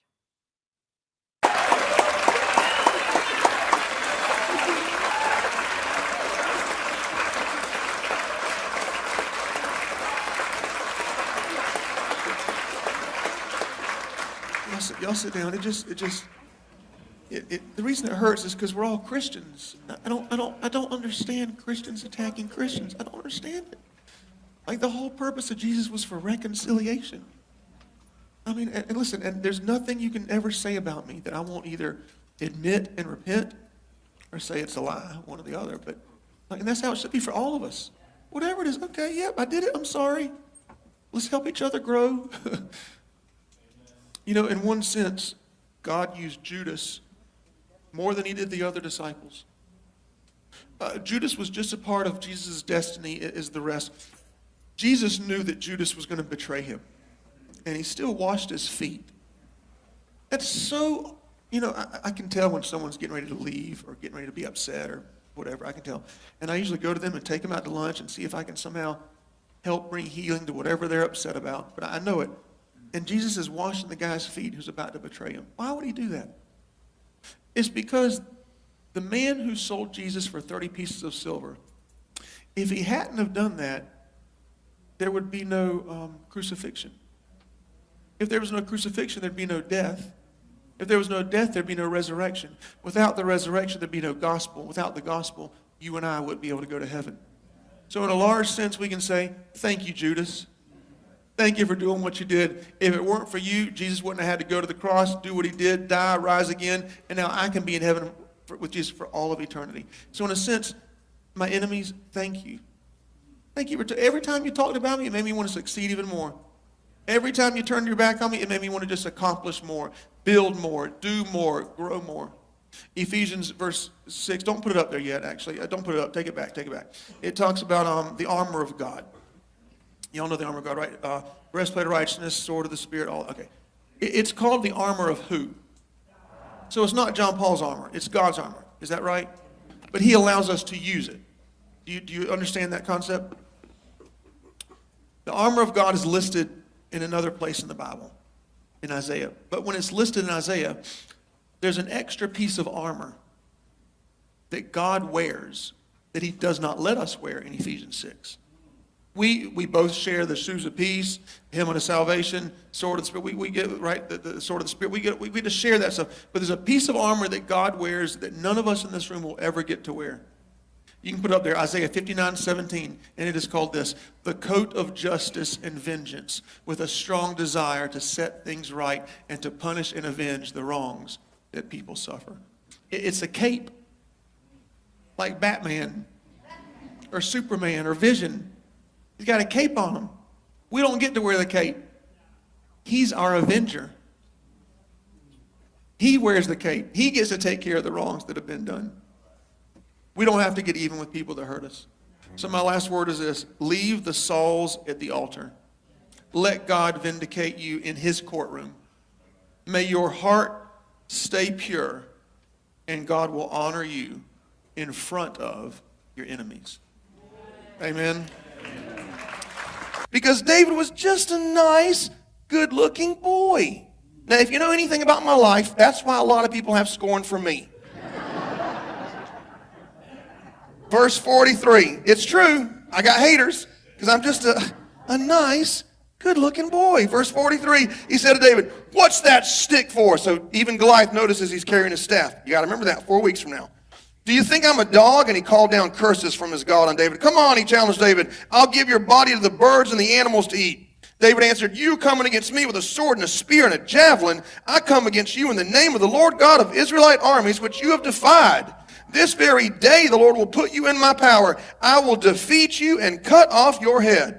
And I'll give, now I should have worn my glasses, and I will give the bodies of the Philistine soldiers to the birds and animals to eat. Then the whole world will know that Israel has a God. And everyone here will see that the Lord does not need swords or spears to save his people. He is victorious in battle, and he will put all of you in our power. Okay, before we continue, I want to show you something. So we're talking about swords today, right? So I collect weapons. I collect a lot of different things. I don't want you to think I'm weird. I collect, sports cards, and I collect coins, and I collect statues, and I collect silver, and I collect, pianos. I collect pianos. I collect He-Man toys. I collect a lot of stuff. But one of the things I collect weapons, right? And so I have a whole bunch of different swords and stuff. Feel free to send anybody that has scorn from me over to my house. And so I want to show you some swords I got and how heavy they are. So now I want everybody that was born in the 70s. This is from an 80s cartoon. It's a real life one. Can anyone tell me what cartoon? Oh my God, I'm just kidding. Okay. Can anybody tell me? I'm joking. What is this from? He-Man. And He-Man. And do you know there's a He-Man in the Bible? And I think it's 2 Chronicles something. David, when he's king, he hires a musician named He-Man, which is hilarious. Anyway, it's really, really heavy, and this is actually meant for somebody my size. So I want you to keep in mind, and it's all relative, if Goliath's got a sword, he's not very fast. Like, it's hard to be fast with a sword. So remember that. He wasn't a fast guy. He was kind of a slow guy. I got another sword. It's one of my favorites. I'm going to show you. This is so cool. This is actually, this might be my favorite. Let me take out of the sheath.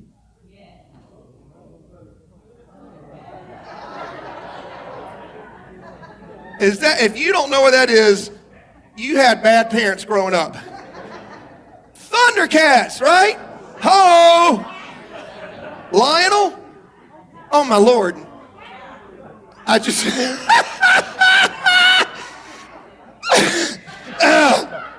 liked the cartoon all about cats growing up.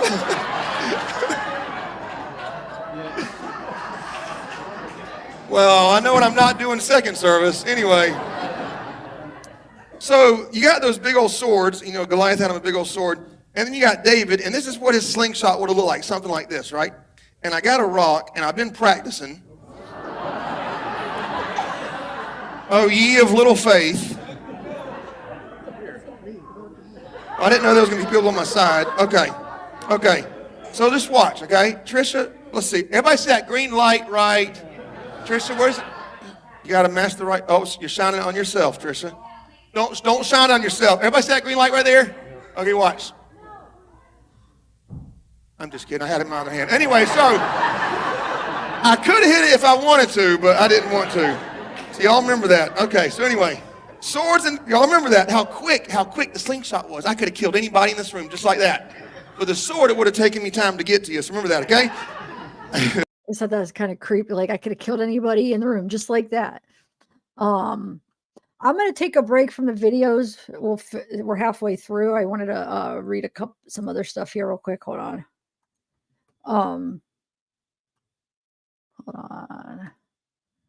If any of you are just coming in, let me just do something real quick. Because I did the wrong one.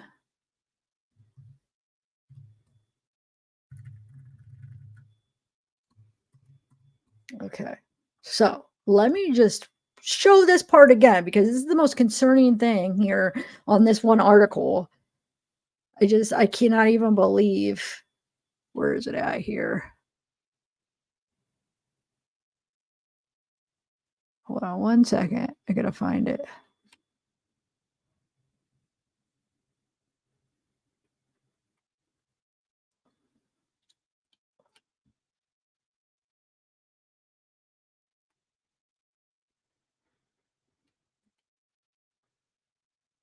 Yeah, this part right here.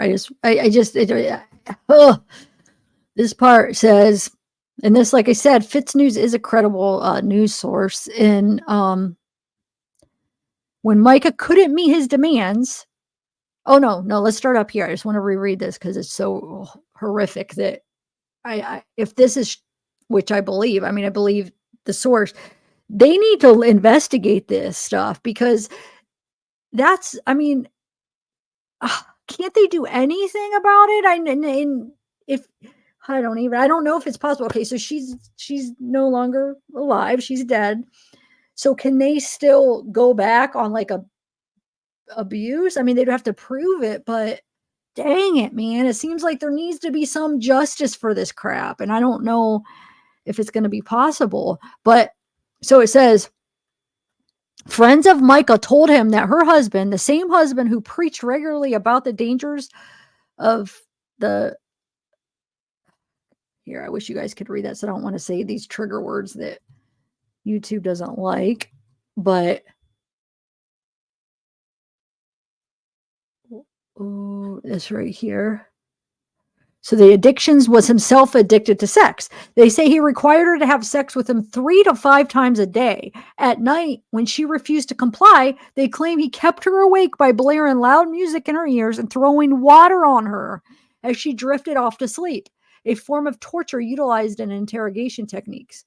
When Mica couldn't meet his demands, according to her friends, he allegedly began forcing her to take testosterone shots to increase her sex drive. He also allegedly began engaging in other methods of sexual gratification, methods which dehumanized Mica. Several of these methods, which can only be described as humiliating to his reserved wife, allegedly involved animals, homeless men, and sex toys. Which, when he was talking about those 2 homeless people, but it was a couple, it made me think like, oh, wonder if he hired them for something else, because he said he hired them to help around the church, but then they stole the iPads and they were stealing from him. But yeah, I just wanted to point that out. Like, this guy is not good, not good. Okay, so, but let me see. I just wanted to point that out, but I want to share a couple other things here. So some people were pointing out some things. Oh, let me share. Hold on. That's what I want to do. The stuff that Kyler put on her Facebook here. Some of the stuff I'm trying to figure out what she meant. Like, I'm trying to like figure out all the details that she talks about in this, like with the car stuff. But it says, hold on, let me zoom in a little bit. So it says, second edit. JP Miller was not seen at the Olive Garden on. Wait, is this the first? Yeah, I guess it is. Okay. Was not seen at the Olive Garden on Saturday night. It was Friday, but he still could have made it to State Park by the time Mica made the 911 call. Robeson County stated that J.P. Miller had an alibi in Charleston the day of her death. But did they do any cell phone pings? Did they check J.P. for gunshot residue? Was he even questioned? None of these things have been brought to light. And if they were done, have not been mentioned. But keep reading because it gets better. Here's some really interesting information that I've been working on the last few days. I have been working with a private investigator for the last week. We all know the corruption that has come out about Robeson County with Operation Tarnished Badge and the reputation they still carry to this day from the locals or those who have experienced crime or the loss of loved ones in Lumberton and surrounding areas. Please read this post in its entirety and pay close attention to the screenshots because they all match up to what you're about to read. We've all heard about by now that Mica paid her taxes on her vehicle that was registered to her and only her the day before her death. This is true and is on record. They were past due from December 2023, and we've also seen that it was common knowledge that Mica was struggling financially. It all checks out. This tag number was South Carolina tag number with the VIN number. And then we'll look at the screenshots in a minute. It says, so why was the same tag number matching the Honda Accord seen in Charlotte, North Carolina on May 1st, 2024 at the Wyndham Hotel A prior police report states that this car was taken away from Mica in March. So who is currently driving that car? Another police report does state that Mica had a black Honda Civic after this, but why don't the tag numbers match? There is also a police report stating that JP tried to get to her apartment 3 days after her death to get some items out of it. What were you trying to get out of there? And why isn't that being talked about? There's also a traffic camera photo of his truck at her apartment building on March 20th. We've seen the reports about her being stalked and harassed. Sorry, I keep saying that wrong. In the Robeson County report, they show us a black Honda Civic, South Carolina tag number 301 AKH, that they want us to believe is Mica's car traveling towards Lumber River State Park. This tag is expired. It does not match a Honda Civic and is not registered in Mica's name. As you can also see by the screenshots below, it is registered to someone else as a 2003 blue Chrysler Town and Country. However, in the same Robeson County report, they made sure to use the correct tag number for JP's truck. But what they don't tell you is that this tag number was also picked up on a traffic camera on April 27th at exactly 12:30 p.m. on the Mark Clark Expressway in North Charleston, heading out of town. The soccer games were over by 12:25 that Saturday in North Charleston, which is where the highway runs through the exits to a main highway. The Robeson County report doesn't detail when and what time he was seen leaving Charleston, just that he was there that day. If Mica did call 911 herself, it is entirely possible that he could have made it around the time she called, especially if he was speeding. And he has past speeding tickets and outstanding careless vehicle operations on his record currently. If they aren't telling us the whole story about Mica's vehicle, how can we believe that he was back in Myrtle Beach at 2:22 p.m. that day? How can we believe anything they say at this point? They have also edited their Facebook post 9 times since it was originally posted and deleted the photo of her looking up at the camera at the pawn shop. There are also no timestamps on the photos of her at the counter, only from outside and the entry. The Robeson County report said in their statement that the decision was based on surveillance footage, interviews, physical evidence, and the examination of the North Carolina Medical Examiner's Office. Not only do we not have body camera footage from their law enforcement or footage from the state park, which does have cameras, no matter what people want to say, but what physical evidence are they referencing? In the Alex Murdaugh case, the body camera footage was released quickly. The medical examiner that was called in also admitted that he wasn't on that case and wasn't on call that day. So why and how did he ever come into the picture? That's a good question. Why? If he wasn't the one on the case, like why is he the one reporting it? That is a good question. And also, who has current possession of the black Honda Civic? Was it searched? Was anything else found in it? There are still a lot of unanswered questions. More will be revealed. So here's some of the screenshots she was talking about. So this is May 1st, 2024. This is the lavender Honda Accord.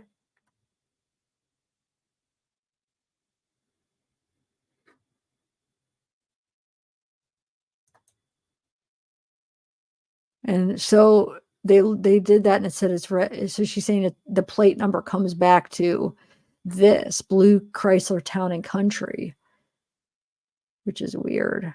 I'm gonna have to look into this. That's crazy. And this is his truck leaving at 12. What'd she say? I think she said 12:25. Or this is 12:30. Okay, 12:30. Leaving out of Charleston. Okay.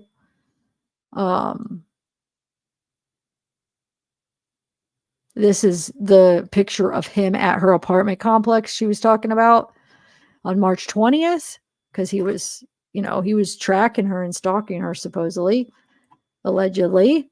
And then this is him, April 27th, leaving Charleston. This is 12:30. So she's saying he could have made it to where she was in that time, because she did a GPS where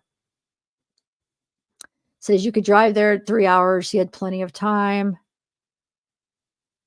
Look, 2 hours and 46 minutes. Yeah, so he could have made it there. He could have. And we know he was tracking her.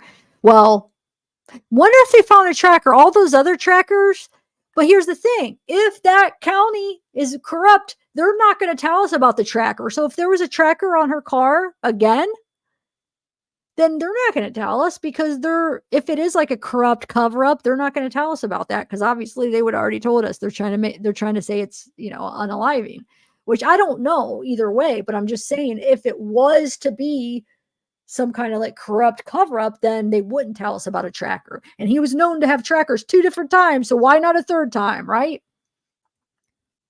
So good work, Kyler. Definitely good work here. I mean, dang it. And then she even got this right here where it says on 5/9 proof that JP Miller had healthcare power of attorney over Mica. This is public record and anyone can access it. Signed in December 2022, but not filed until March 2024. So it shows that, yeah, gives the person you name as your agent the power to make healthcare decisions for you if you cannot make the decision for yourself. This power includes the power to make decisions about life-sustaining treatment unless you state otherwise. I'm not going to read it all, but yeah, it basically gives him the power. Yep. Healthcare agent. The first alternate agent is Nathaniel Francis. Okay. But John Paul Miller is divorced. It says if John Paul Miller dies, becomes legally disabled, resigns, refuses to act, becomes unavailable, or if John Paul is divorced or separated from me, I name the following as successors to my agent, each to act alone and successively in order named. I mean, they were separated, but at the time it wouldn't have been that when he admitted her, he would have been able to. Okay. And I wanted to point out, we heard, when he admitted her involuntarily to the mental hospital, remember he came and he took her car keys and her phone and stuff. So it matches up. He went through her phone and found those 18 people she was talking to about him. So he had, he did. He went and got her phone and he went through it. Bunch of crap. He should never have done that. Oh, I didn't mean to. Okay. And then, hold on one second. She also, there was another post where she talks about, hold on a second. Let me find it because I want to show you the pictures. Where is it at? Well, I mean, I could just show you here. Okay, so people have pointed some other stuff out of, hold on, let me get it. Here's a question I have for you guys. I don't understand this right now. I don't understand this right here. Is this supposed to be a picture of her phone? Why does that not make sense to me? So it says 240. Airplane mode is on. Is this supposed to be her phone, first of all? That's what I have to know before I make my next comment. It says drop pin, Southport, Dick's Pond Superstore. Does anybody know? Yeah. So if she called 911 because she wanted her family to be able to find her body, why would she have her phone on airplane mode then? Unless if they no, because why would they? I don't know. I feel like they would have taken a picture of how the phone was originally, right? Unless if they put it on there, but to me, why would they have put it on before they took the picture? Because if she would not put it on airplane mode because the whole point, call 911, I want them to be able to find me. You put it on airplane mode. Why would you do that if you want them to be able to find you? That makes no sense. It's just things are not making sense, dude. Yeah, they could have, but you would think I know they've done it because I know they did it with the Murdoch case and stuff. And I know they could have, but don't you think they would have taken the picture of the phone before they did it exactly as is before they put it on airplane mode? I mean, why would they have messed with it before they I mean, you think they would have took the picture first. I don't know. I mean, I'm not saying they do everything perfect, so maybe they didn't, but I want to know if it was on there, because that's concerning, because that makes absolutely no sense if she did it. No sense at all. But I know they could have. But anyway, so that's one thing I wanted to point out. That's just something I noticed. But there's and I pointed this out the other day about her shirt doesn't match the one on the Ring camera. I know she could have had a black shirt over top of it, but why would she? I don't know. Like, her shirt in the Ring camera has like a logo of probably where she worked, I'm guessing. So I don't know why within the time she left, she goes out, she goes to Dick's. Why? And she has her backpack on in the Ring camera. Why would she have taken it off? And then why would she have taken it off to go in the store, though? I mean, maybe, because look, that's definitely not the same shirt, because look how low cut that is. This one has a collar. This is her leaving. The one in the white sweatshirt is her coming home.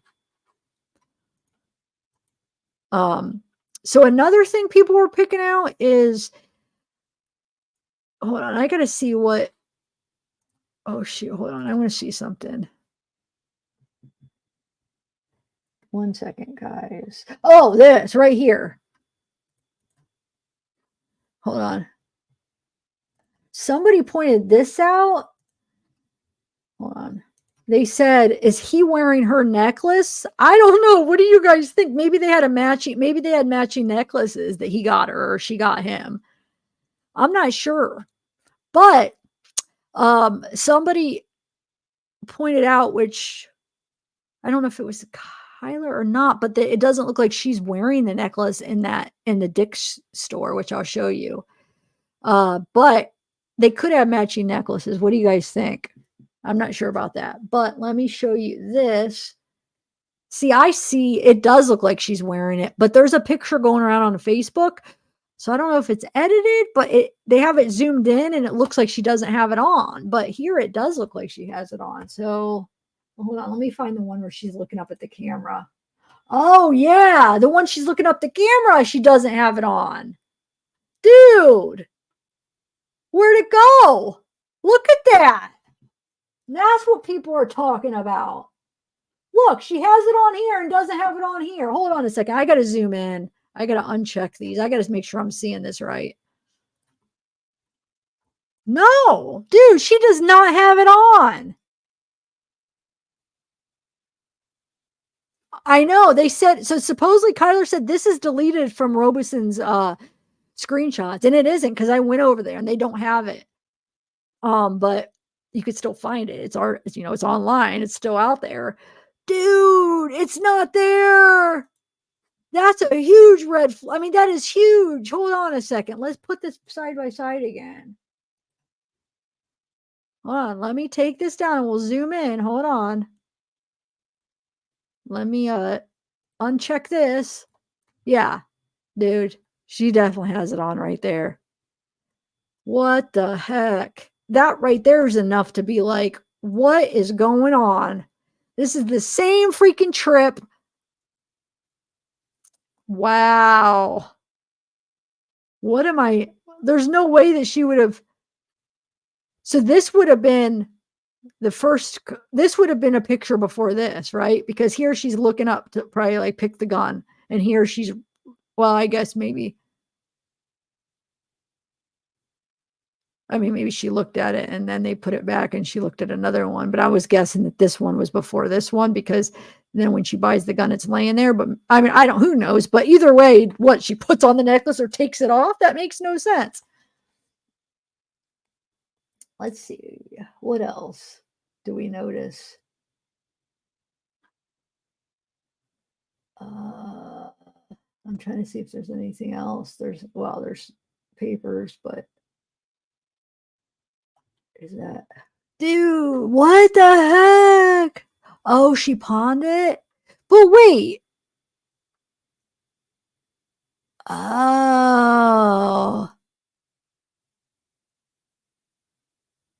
I guess, yeah, maybe she did. Maybe. That's a good point. Maybe she did pawn it. Maybe she didn't have enough because they said she was financially like, struggling a little bit.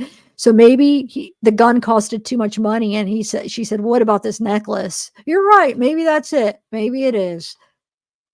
Okay. Whew. I don't know if I was like starting to be like, "Whoa, dude, this is something." But I mean, I'm still not. I'm still kind of concerned about still some things that are weird. There's something else I wanted to point out. Hold on, let me find it here. There's another picture I wanted to show you here that I thought was kind of weird. Where did it go? Here, this right here. So why does this, I guess it's her. Why, like when I first saw this, it's a picture at 10:13. So she comes home. This is at 11. I don't know why when I first saw this, I'm like, that is not her. This looks like a young teenager.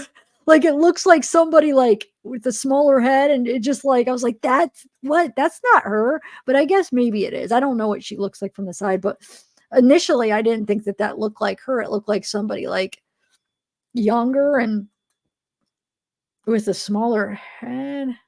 I guess it could be though. I don't know. So this is at 11:38. This one's at 10:13 a.m. This one's at 11. And then this is at 11:38 when she was leaving.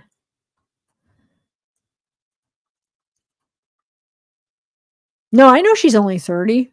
I said I thought this girl looked like a teenager, this person. But no, the more I look at it, I guess it could be her. I don't know why when I looked at it, I was like, that does not look like anything like her. But I mean, she's got her hat and just like her head, and something about it looks like it's somebody younger.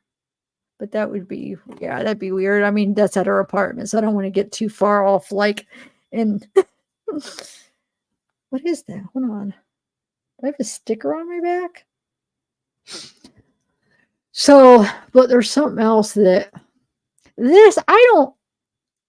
I think that somebody just changed this. People were like, "Oh, she has an extra like finger." I think somebody just changed, like they just like had these filters and it made it look something it's not. I don't know. I think that's going a little too far. Like because I think if I like zoom into that, it looks normal to me. And they're going off the picture 1, 2, 3, 4, and then her thumb. You know what I'm saying?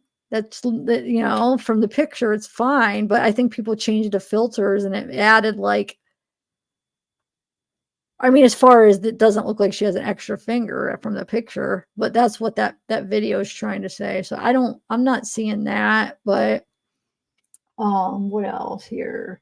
Here, you guys. I guess she was married before. This picture was going around. Supposedly is her in her first wedding, and John Paul is the one marrying her. Don't know. I want to know who's her first husband. I had seen that. Sarah, you were talking about that. And I was like, I've only seen, when you said it, I think it was like on Reddit. And sometimes Reddit's like, but yeah, that's definitely him. I can't say that's definitely her but I could tell that's him. And it's supposedly on Facebook, they're saying this is her in her first wedding. And look how she's, dude, it does look like she's looking at him and smiling. So yeah. No, I know the tattoo thing, but see the tattoo. That video also does point out the digit thing, though, about her having an extra digit. But as far as the tattoo, isn't the tattoo I don't think we'd be able to see her tattoo from. It's just too blurry.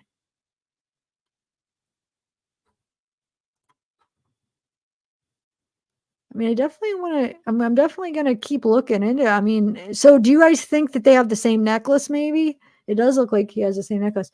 Okay, so also look at this here. Is this the video? Hold on. She's with supposedly this is the girlfriend. Hold on, I have the video. Where is it? Right here. I hope it doesn't have music. I forget if it does. No. Um So it's her supposedly, I guess that's the girlfriend that she's with. His alleged girlfriend. I don't know. You remember how she made a statement and said they're just friends, Susie? I'll pause it when we get to it. This is on like Vimeo. Hold on. Right here. Her and Susie. So, and there's her. There's her.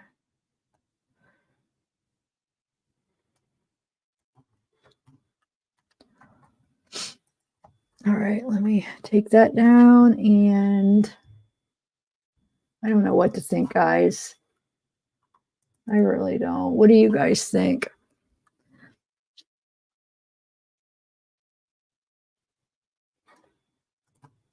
Hold on one second. I also wanted to read one more thing, and then we'll watch some more of that video. Right here. So somebody did a great job at... Oh, that was Rob! Okay. Hold on. So Rob did this timeline. I didn't realize it was... I saw it on Facebook, but it looks like he posted it. So look at this. This is a really in-depth, good timeline of everything. Like starting back from... like 2003. So April 13th, 2003, John Paul Miller is found guilty of aggravated assault with a deadly weapon and knowingly causing property damage in excess of $300. February 28th, 2005, John Paul Miller is charged with domestic assault, battery, and bodily harm. 2012, Mica Miller is married to another man. That's 2012. 2015, Mica and Pastor John Paul Miller have an affair with each other. Both spouses of Mica and JPM filed for divorce. So she marries in 2012. 3 years later, she has an affair with John. He has an affair on his wife, okay? They both file for divorce. 2015, John Paul Miller writes a letter to the church asking for forgiveness. According to multiple members of the church at the time, elders told them, "You're not a good Christian if you don't have forgiveness." 2017, Mica and Pastor John Paul get married. 2021, Pastor John Paul Miller alleged affair with Susie Skinner begins. Both Susie and her husband are members of the church. I've been told by several sources this is when the relationship began. So in 2021, okay? Let me make sure I went the right way. Yeah. So, wait. Hold on. Let me see what date that is. Oh, it just says 2021. It doesn't say what month. Because look, September 6, 2021, Susie Skinner's husband is found dead in a pool. Bound by a wheelchair, he accidentally falls in and drowns. So chances are, September, if they started their affair 2021, September 2021 is late in the year. I mean, chances are that they probably had already started their affair, I'm guessing. I wish we had a date of like when in 2021, allegedly. October 2023, Mica files for divorce. December 2023, John Paul sells his house to Solid Rock Church. Sells his house to Solid Rock Church? What? Huh. Anyway, 2024, February, Mica Miller's application for divorce is dismissed. Yeah, we saw she filed and then it gets dismissed. Okay. February 4th, Pastor John Paul preaches a sermon on Korah and Moses and how it's wrong to rise against religious leaders. Wow. February 8th, according to Mica, she's involuntarily hospitalized in a mental facility. February 8th, according to affidavits from Mica's family, John Paul Miller takes this opportunity to go through Mica's electronic devices and delete evidence. Oh, yeah, because so he probably deleted evidence she had against him. And like how he got into, well, we know, so, you know, he got into all her accounts and stuff and locked her out and probably got rid of all kinds of stuff. February 10th, Mica accuses JPM of stealing her car while admitted in the hospital. February 23rd, Pastor John Paul files for spousal support. February 23rd, Pastor John Paul leaves his number for a waitress. An adult conversation through text happens. JPN is seen begging for explicit photos from the woman. Wait, hold on. Let me see. When was he admitted? She was admitted February 8th. Okay. So he admits her, and then he's sitting there texting that a couple weeks later. February 25th, in another sermon to his congregation, Pastor John Paul says, a mentally ill person doesn't know they're sick. You have to trust people around you. The thing that's sick is your mind, and your mind is what you need to realize that you're sick. March 10th, Pastor John Paul preaches a sermon and reveals he went through 2 years of messages on his wife's phone. He found that 18 people reached out to her, saying to her, if you ever want to talk about your husband, you can talk to me and I'll keep it confidential. Visibly upset, the pastor followed up with, that's a demon talking. March 10th, Pastor John Paul tells his congregation that his wife was in the hospital, and as soon as she got out, she left him. She gets out and she just leaves, just completely leaves me, leaves everything, drains the bank account, and just goes. Guess what? While you're talking bad about me out there, I'm building a school in Africa for over 100 kids to be able to be fed.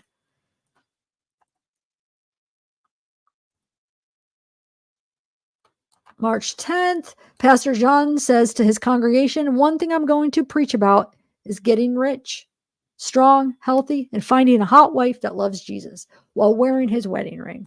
March 11th, Mica Miller files a police report that her tire was slashed. The possible suspect's name was redacted from the report.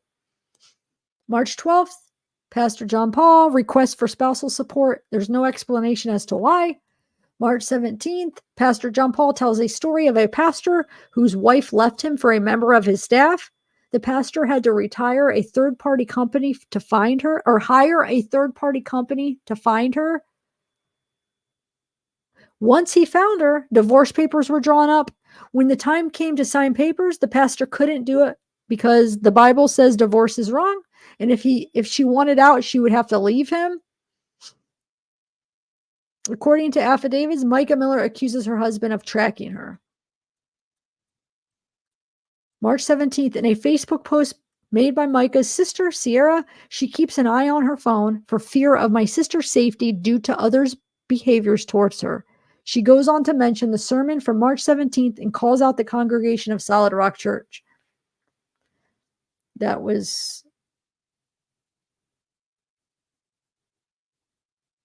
March 18th, Mica posts a video encouraging others. She says, I'm just making sure my heart doesn't have any... Oh, shoot. Sorry. I'm just making sure my heart doesn't have any forgiveness, bitterness, resentment. Just forgiveness and hope for the future and peace. March 22nd, Mica posts another video suggesting she was being abused physically and mentally. She also says God hates divorce, but how does God feel about abuse? She also suggests her husband has forced her to take illegal drugs. March 27th, Pastor John Paul files a police report saying he's being harassed on social media by his wife. He tells police he's worried about his reputation. And think about this. He seems very concerned about his reputation, right? It's all me, his sermons. So she knows all these dirty secrets about him. Come on, that's a motive so bad, so big. I just hope they properly, well, it's too late. They already rolled it.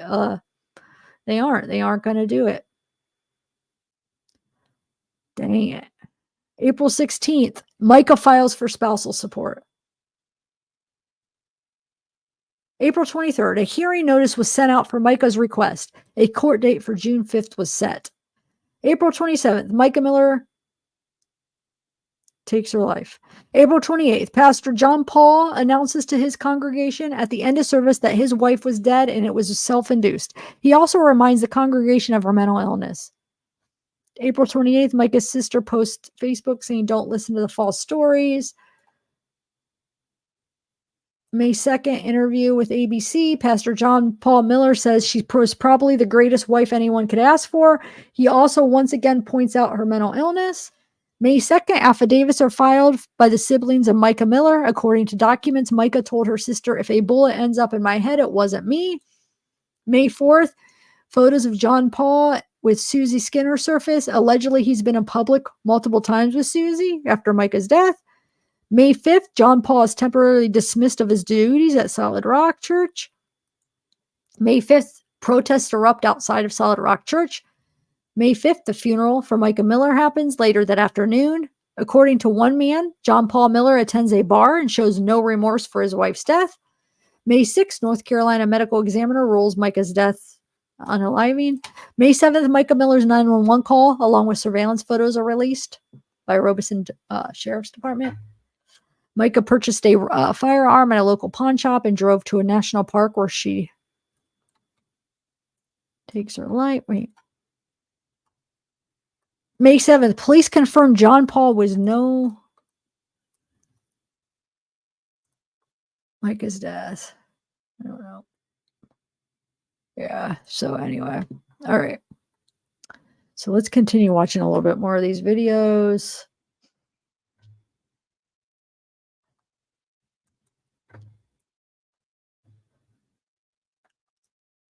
Man, my leg is hurting. All right, hold on one second. Here, the JR, look, he posted this. The family of Mica Miller told me Pastor John Paul Miller contacted them at midnight, April 28th. So wait, that would have been the same night because April 27th and at midnight would have been April 28th. To let them know what happened to Mica. And while doing so, the pastor blamed them for her death. Unbelievable. And this is why Mica Miller is dead. It's this mentality from people that put her in the grave.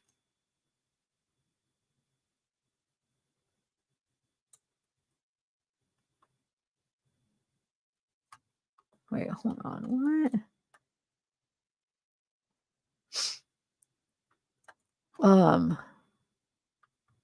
Here's the timeline of her. So 11, she was observed on a Ring camera arriving at her residence. 11:38, she was leaving. 12:12, walking to Dick's Pawn Shop. She's at the register, leaving. And so she was there for what? Only 15, 20 minutes? Wow, she wasn't there long at all. I just want to see something. 106, traveling on highway. Okay. She buys a drink. Then an hour and a half later, she calls 911.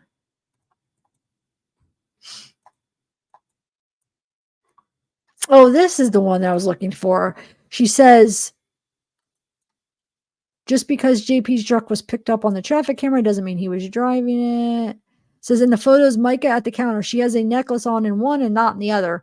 I also already mentioned that there's no tattoo on either of her hands in these photos. Also, if you look at all the pawn shops, there is a candle sitting on the counter above the register in the picture of Mica's side profile where you can see her braid. Wait. If you look at all the pawn shop photos, there's a candle sitting on the counter above the register in the picture of Mica's side profile where you can see her braid, but the candle is not in the other register photos. What other register photos, though?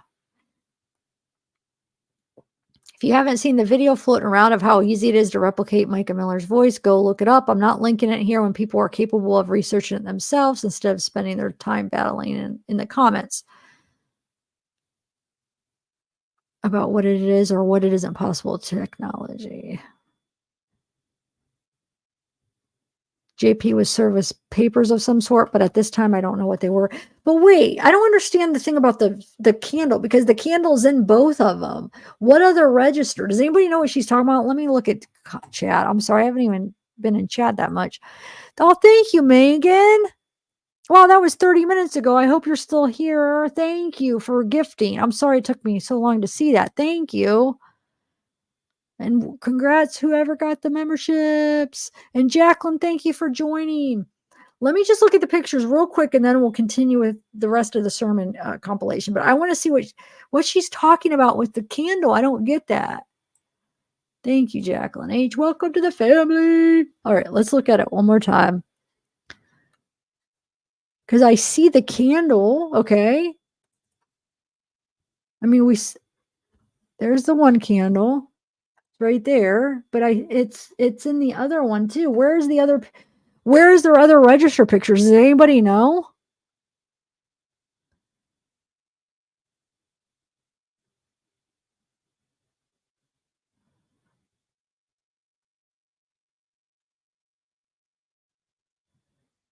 No, I know. That's the two that they both have candles, so that's my point. Is because that I was doing like, where you're matching like what's different in the pictures, and they both were the same besides like the necklace thing. And then of course there's a piece of paper and I don't know if that's the ID right there, but I mean, but look, where is there any that doesn't have the candle? But to me, like he could have moved it because he could have moved it for a reason too, to get stuff, or if he was moving something. So even if it was not there, it could be because they're at different times. I want to see the surveillance. I want to see the video, because we just have these two screenshots. Where's the gosh darn video so we could see what's going on, and we could see if she takes off her necklace? You know what I'm saying? I know. I think we must be missing something that Kyler's pointing out with the candle. We got to be missing it. And I don't know. I can't figure out I'm trying to figure out what she was talking about. Nobody knows?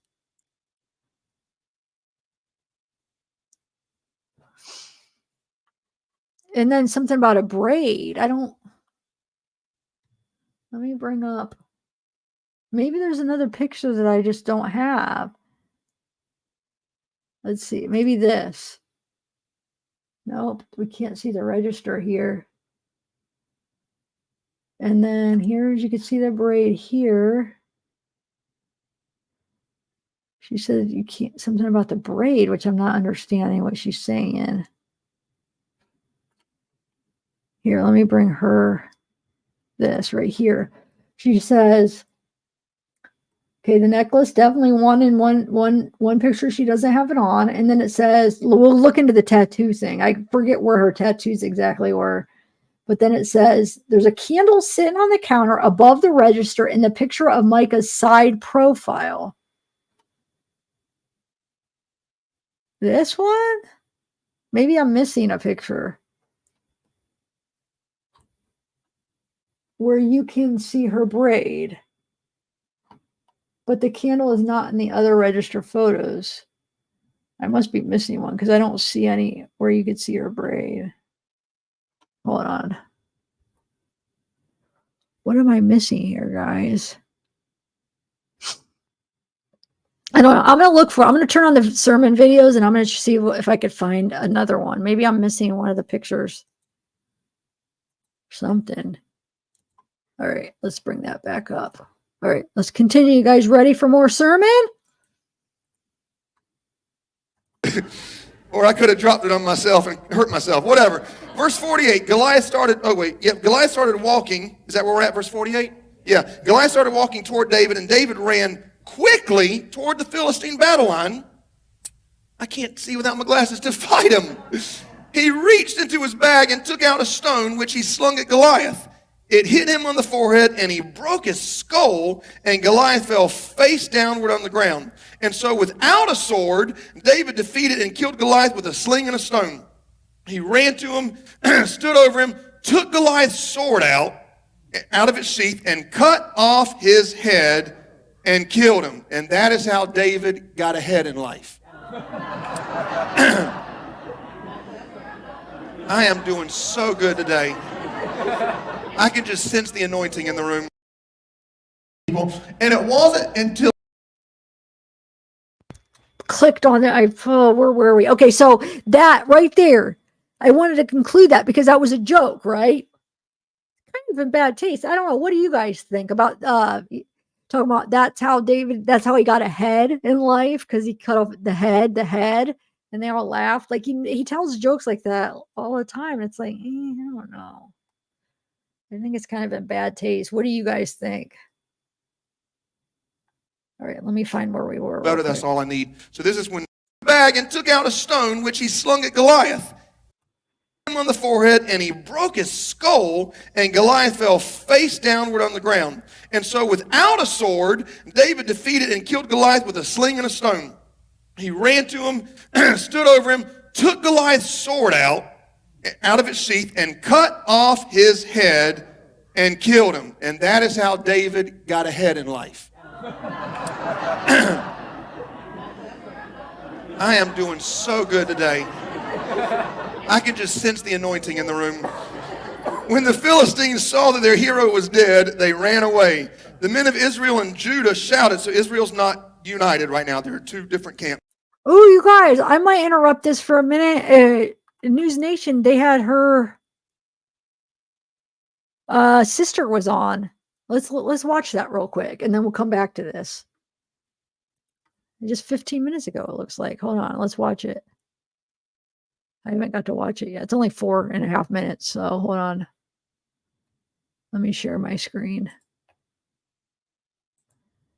We'll kind of, don't worry, we'll finish the sermon stuff, but we'll kind of, small doses, a little bit here, a little bit there. All right.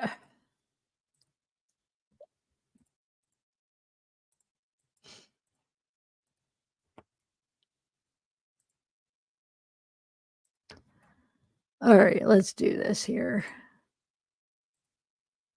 Have you guys watched? Well, no, probably not, since it just came on. All right, here we go.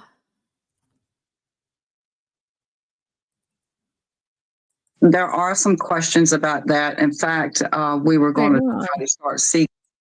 There are some questions about that. In fact, we were going to try to start seeking a civil action attorney to consult with to see if some of the documents that we have found, or not found, but that Mica left in my care, as well as her family also had found, there seems to me that there could be a civil action, not against the police. The police, under the circumstances, responded, I think, appropriately under what was happening at the time.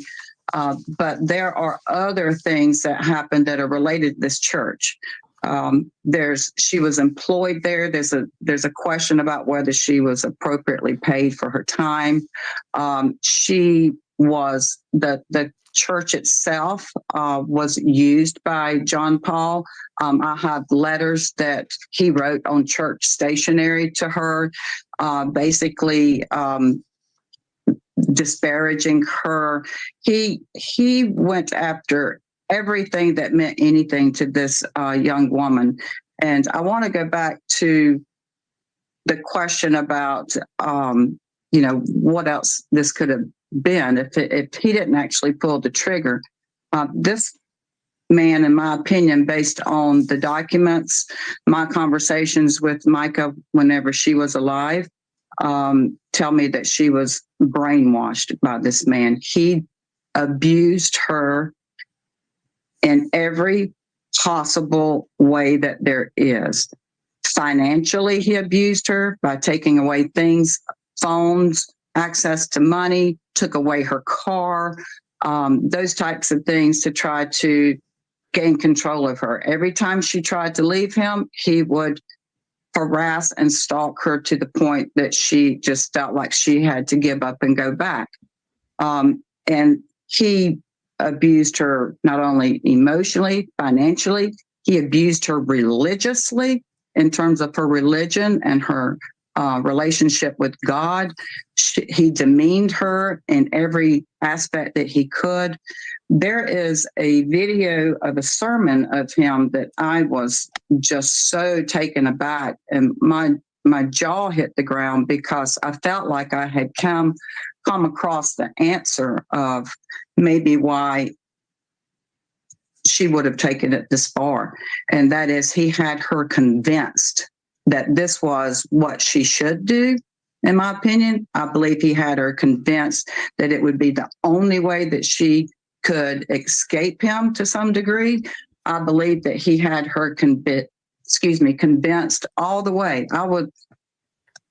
I believe that he used every tactic and tool that he could. The mounds of paperwork that I have is incredible. She collected a lot of things. She kept a notebook.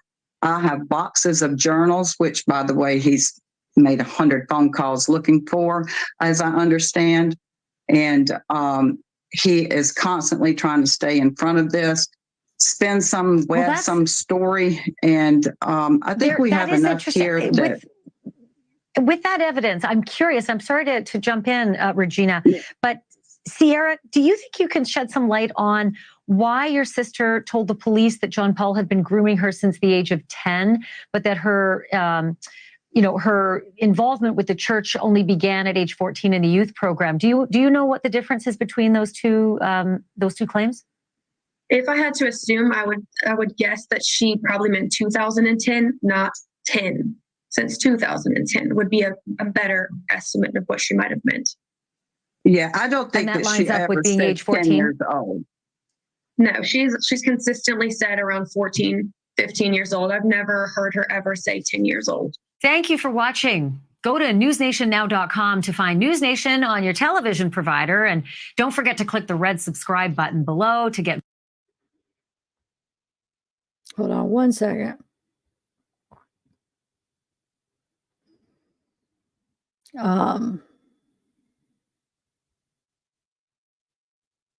One second, guys. I'm having a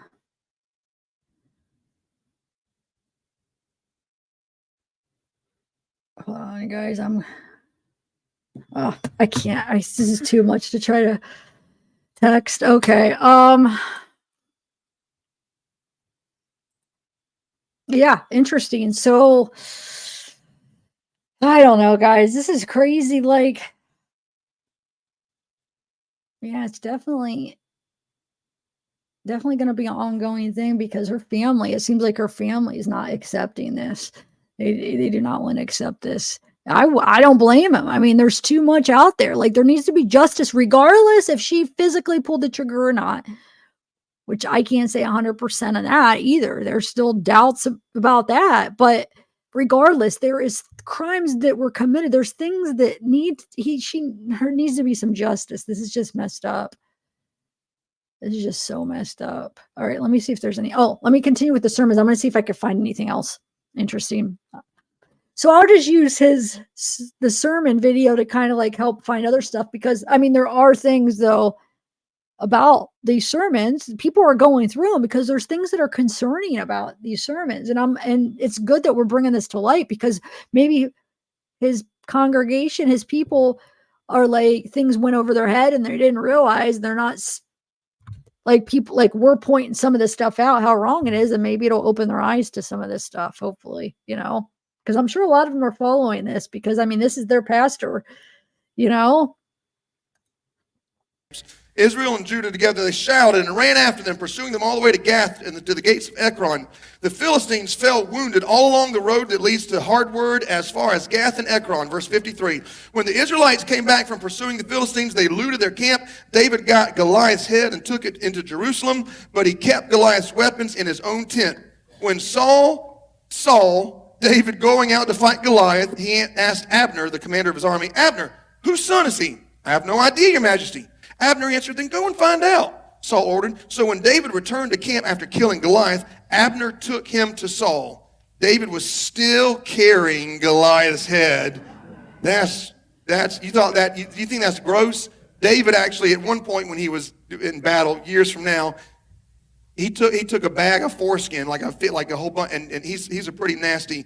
It's like the Walking Dead kind of thing. Like, this is pretty gross stuff. "Young man, whose son are you?" "I am the son of your servant Jesse from Bethlehem," David answered. And that ends 1 Samuel 17. Now, you might be thinking, well, how come Saul doesn't know him? I thought David worked in the palace. Because at this point, Saul became a prideful king, and he didn't care about anybody. So yeah, when he needed someone to play the harp, he didn't ask who his name was. He didn't even acknowledge him. He just knew there's music. It makes me feel better. That's all I need. So this is when Saul really, really met David. Okay, today in part 5 for your notes, I want to talk about this. Be a conqueror. Be a conqueror. A conqueror is somebody who wins battles. Michael Jordan is a conqueror. Lionel Messi, the soccer player, is a conqueror. Muhammad Ali, a conqueror. But here's the thing. The Bible doesn't just tell us to be a conqueror. In Romans 8:37, it says, we are more than conquerors. So what does it mean to be more than a conqueror? Here's what it means. To have the faith before you get in the battle to know you're already going to win. That's being more than a conqueror. When you know God has called me to fight this giant, so God's got my back, it's a fixed fight. As long as I go out under the battle line, I am going to be victorious. That is more than a conqueror. But here's the key I need you to see today, and this is the big point for today. The only way you will ever be a conqueror, even more than a conqueror, is if you go into battle. And many of us spend our whole life praying for God to remove the Goliaths in our life rather than going out and facing the Goliaths head on. In high school, I got in a lot of fights. I was a huge redneck in high school, right? Camouflage all the time, Marlboro Reds in my pocket, a truck with a CB antenna, a hook on my hat, right? And all of my friends were rednecks. And it's funny, my best friend was actually an African-American kid named Kevin, and he wore more camouflage than me. And he'd put the rebel flag up on the back of his truck, and we'd ride around together like a bunch of morons. And there were Socastee boys, which I was, and then there were Conway boys, and there were Myrtle Beach boys. And when I say boys, I mean we're all rednecks, right? And so we'd all ride up and down the boulevard and talk trash to each other, and we'd all ride in Walmart parking lot and talk trash to each other. And when all of our trucks got somewhere, everyone knew, don't get out of your truck unless you want to fight, because the second a door opens, every door opens and the fight starts. And so we were at Ocean Lake. Somehow we all ended up at Ocean Lakes one weekend. And there's this one kid named Justin that was in our group, and he talked more trash than anybody. I mean, he was the biggest trash talker. He'd spit on other people's trucks when they're going down the boulevard. He'd throw empty dip cans at people. I mean, he trash talk. But as soon as a fight started, he was nowhere to be seen. We were at Ocean Lakes campground. He's talking trash, and finally, all of our trucks are like in a circle, and our lights are in the center, and he's yelling out this window, talking trash, and then the doors open, and everybody gets in there and starts fighting, and my shirt's getting ripped, and blood's coming out my nose, and we're punching, and we hear the police car, so we start to break apart, and everyone's looking, where's Justin? We find him 2 houses down, crouched down behind a bush like this. And I said, Justin, what are you doing? He said, I think I dropped one of my cigarettes, and I've been looking for it for a while. I said, you punk, you're getting us all in trouble. Okay, don't be one of those Christians always running from a fight. Sometimes God puts things in front of you on purpose, so you need to deal with it. Otherwise, the Goliath will taunt you all of your life.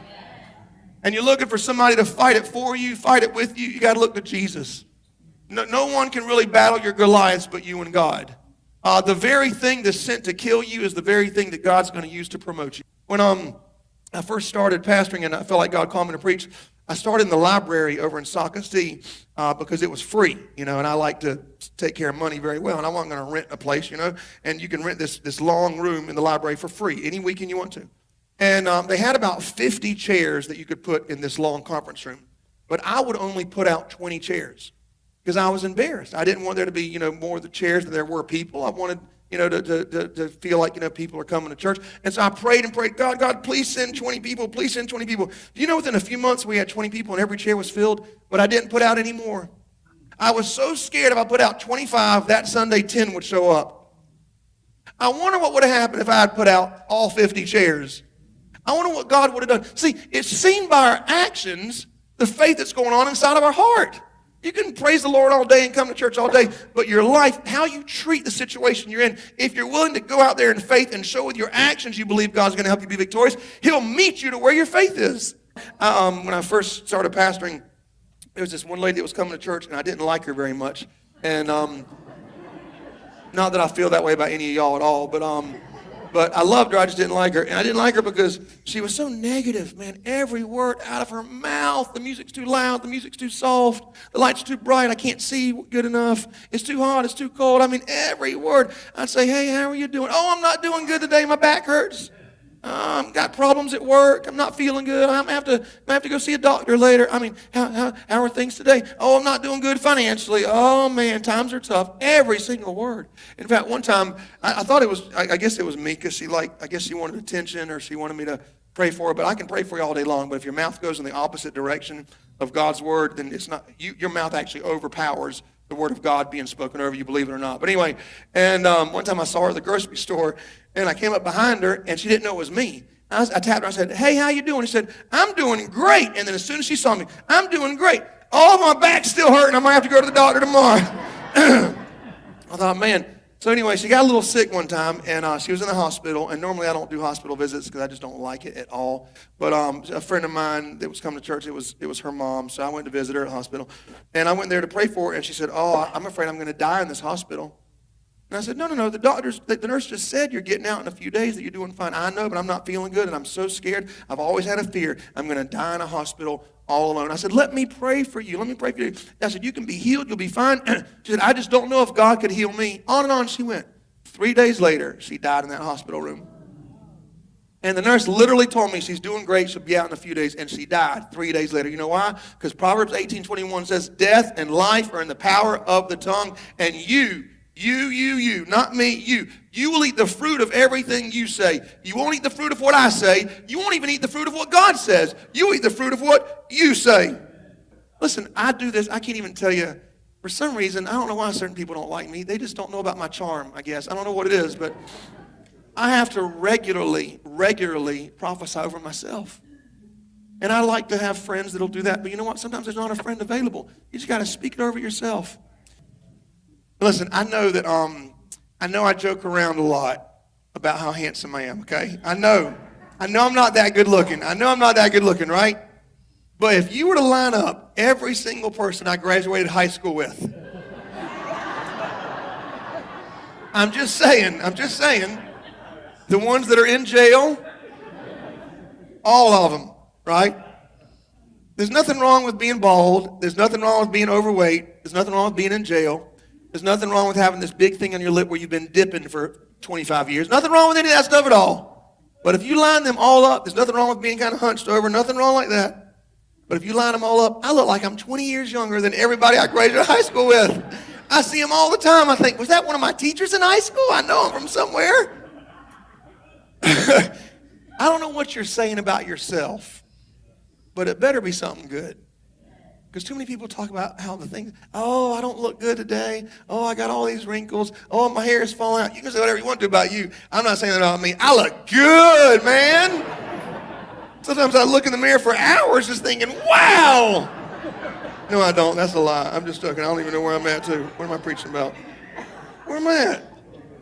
2 Corinthians. Okay, good. Okay, let's go to point number 3. You got to have sustaining faith. There were 3 Hebrew teenagers in the Old Testament, Shadrach, Meshach, and Abednego.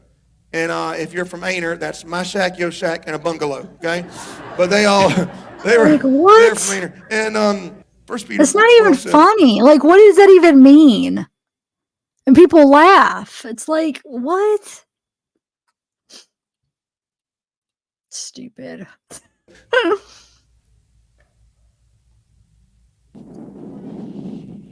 Oh, this is where he starts crying. Not be surprised. Out of nowhere, he just starts the fake crying. Hold on, let me rewind it. Like, where does this come from? There's no reason. Watch.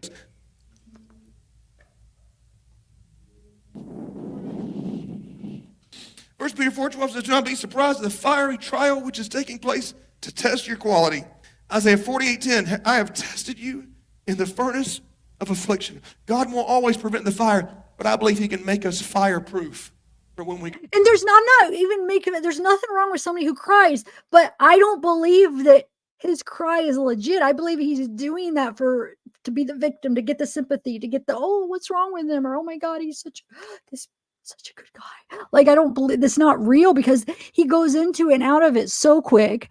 It's just like fake to me. It seems fake to me. So it's like I said, I don't have anything against people that cry. You know, I don't feel like crying makes you like this weak person or anything, but I just feel like he's using that to manipulate his people. Like, I feel like it's a manipulation thing. Go through it.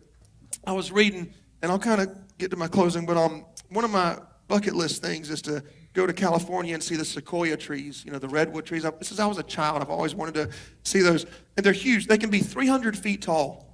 In fact, there are some that have been there for over 2,000 years. It says, put on the whole armor. Now, I would think the only reason we would need armor is because we're going into a battle. I don't think we need armor to kind of sit in church, you know, or need armor. I don't think we need armor to have $1 million in the bank if you got a bunch of, you know, I don't think we need armor. We're already healthy. We don't, you know, you need armor when you're going to fight against something. Put on the whole armor of God. Put on the belt. I hope I get this right. Belt of truth, right? Breastplate of righteousness, shoes of peace, shield of faith, helmet of salvation, sword of the Spirit, right? Okay, there's not one single piece of armor that covers up your butt. Another stupid joke. It's like a hospital gown. Or like, I was visiting Mary Jane last night in the hospital, and this 85, 90-year-old man, somehow he gets out of his bed and starts walking down the hall, and he's walking away from me, and I took a picture of it. Let me show you. I'm just kidding. I wouldn't do that. Some of y'all already pulled your phone out. Okay, here's the point. God never intended for us to run from our enemy. If we run, we're leaving ourselves exposed. He intended for us to fight it head on. And I promise you, you'll get through it. Through it. You'll get through it. So let me encourage you again, have faith that God can see. Have faith that you can say, and God will sustain you through every fire you face in life. Amen. Amen. Let's go to the Lord. That's a good point. Wait a minute. That's a good point. He didn't cry when he announced about his wife. He didn't even try to do the fake cry, if I'm remembering right. He kind of had like the sad voice, but he didn't even try. So you're telling me you cry over, I don't even know. There's a few, like the last few times it was like, over nothing, just to get the sympathy. But then you announce your wife is dead. And you don't even you don't even at least pretend to do the fake cry for her. Like not even to like fake it. He doesn't even fake it. He just nothing. Are you kidding me? Like I would at least try to fake it. I mean, you shouldn't have to fake it. That's your wife. You know what I'm saying? Even if you just got a divorce, like I mean, that's still somebody that you loved that's dead. Like how are you not even sad? Like how you shouldn't even have to. I'm sorry. That's just, and some people you know, like I'm the type where I cry in private. That's fine. But he's obviously not the type to cry in private because he's crying all over the place in his sermon. So if you could cry that easily, where's the tears for your wife, huh? Sorry, I'm just this is the Apollo. Yeah, right? Right? Hey, Jake loves Jesus. Oh, hey. How are you? And out of all the battles that somebody could face, out of all the things in the Bible that could destroy someone, jealousy became the demise of King Saul. Out of everything there was somebody could battle, out of every single attack that somebody could face, the thing that destroyed the first king to ever reign over Israel was the fact that he was just simply jealous. When I first started pastoring, I didn't really know how to preach. And so, you know, I'd watch people on TV and kind of try to mock what they were doing. And it took me several years to get my style. And I just knew one thing. I knew I didn't want to be different when I get on the stage. I want to be the same person on stage, off stage, because I just can't stand it when somebody, they talk to you one way off stage, then when they're on stage, they have a totally different voice, you know, and different mannerisms. But anyway, but a friend of mine named Pastor Josh, we'll just call him Pastor Josh. That might not be his real name. It might be. I don't know. You don't need to know. And Pastor Josh, he had a church up in Ohio, and it was growing. He had several hundred people, and my church had like 40, 50 people in it. And he was friends with my family, so we invited him down to speak. And I thought, well, the church is going to love him. He's going to do such a good job. His church is growing, so it's going to be great to have Pastor Josh. And we were at the storefront, and Pastor Josh preached that Sunday, and it was the most boring, horrible sermon I've ever heard in my life. I almost fell asleep. He was monotone the entire time and did not change his voice the whole time that he was talking. There was no jokes. There was no inflections. He didn't smile or cut up. He was so serious, and I thought, oh, man, I thought he'd be better than this. As soon as church was over, how rude is that? And you think like there's going to be an ending because he's telling the story. Okay, he's telling the story. So this guy that he's talking about has to hear this crap. If he hears it, you know what I'm saying? He's going to know if he is this person, this guy that's listening, he's going to know who he's talking about, right? He's going to know he's talking about him.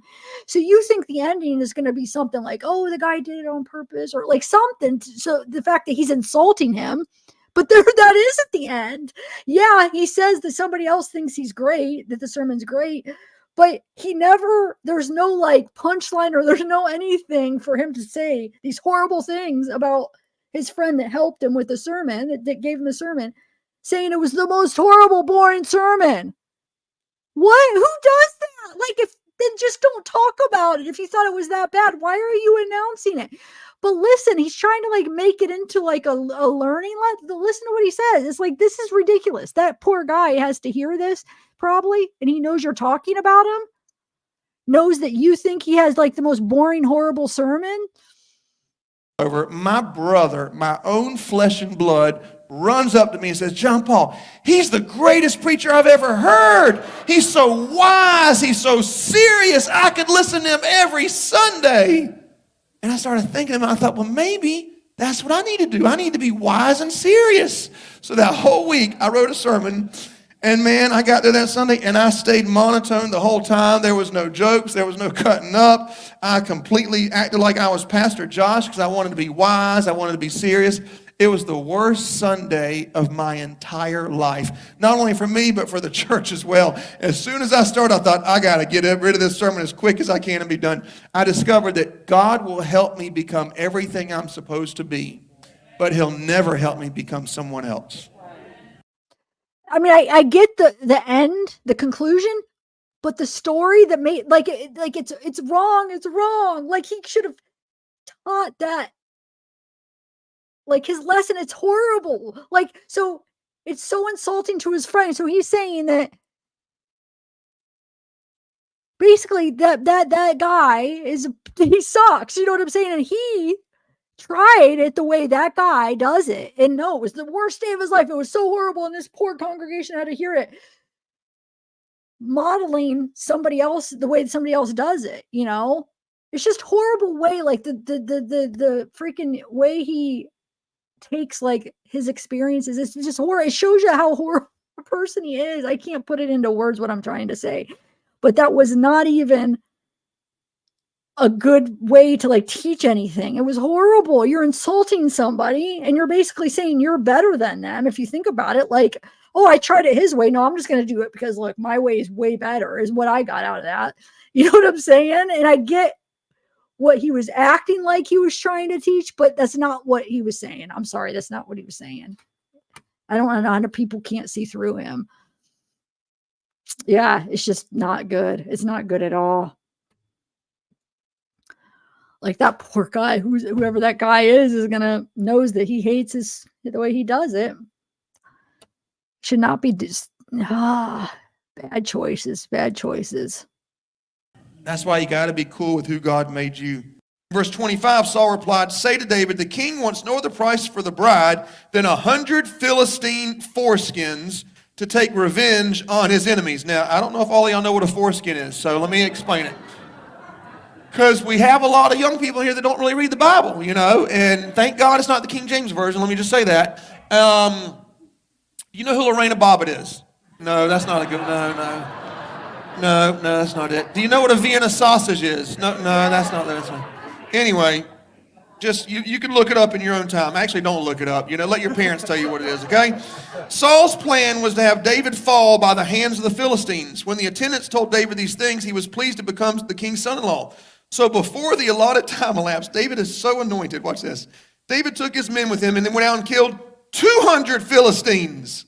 And remember, he's only wanted 100. David got 200 and brought back their foreskins. Verse 27. They counted out the full. Okay, now let's listen. You know, there's so many positions in the kingdom of God, areas we can all serve in. You could be bringing water for us, you know. You could be an usher. You could be on the security team. You could sing in the choir. You could be the one that counts foreskins. Whatever you sign up for, you better do it with gusto and excellence and be faithful as you can be, okay? They counted out the full. Whose job was that? Hey, no, not me. I'll clean the bathrooms. I'll do anything.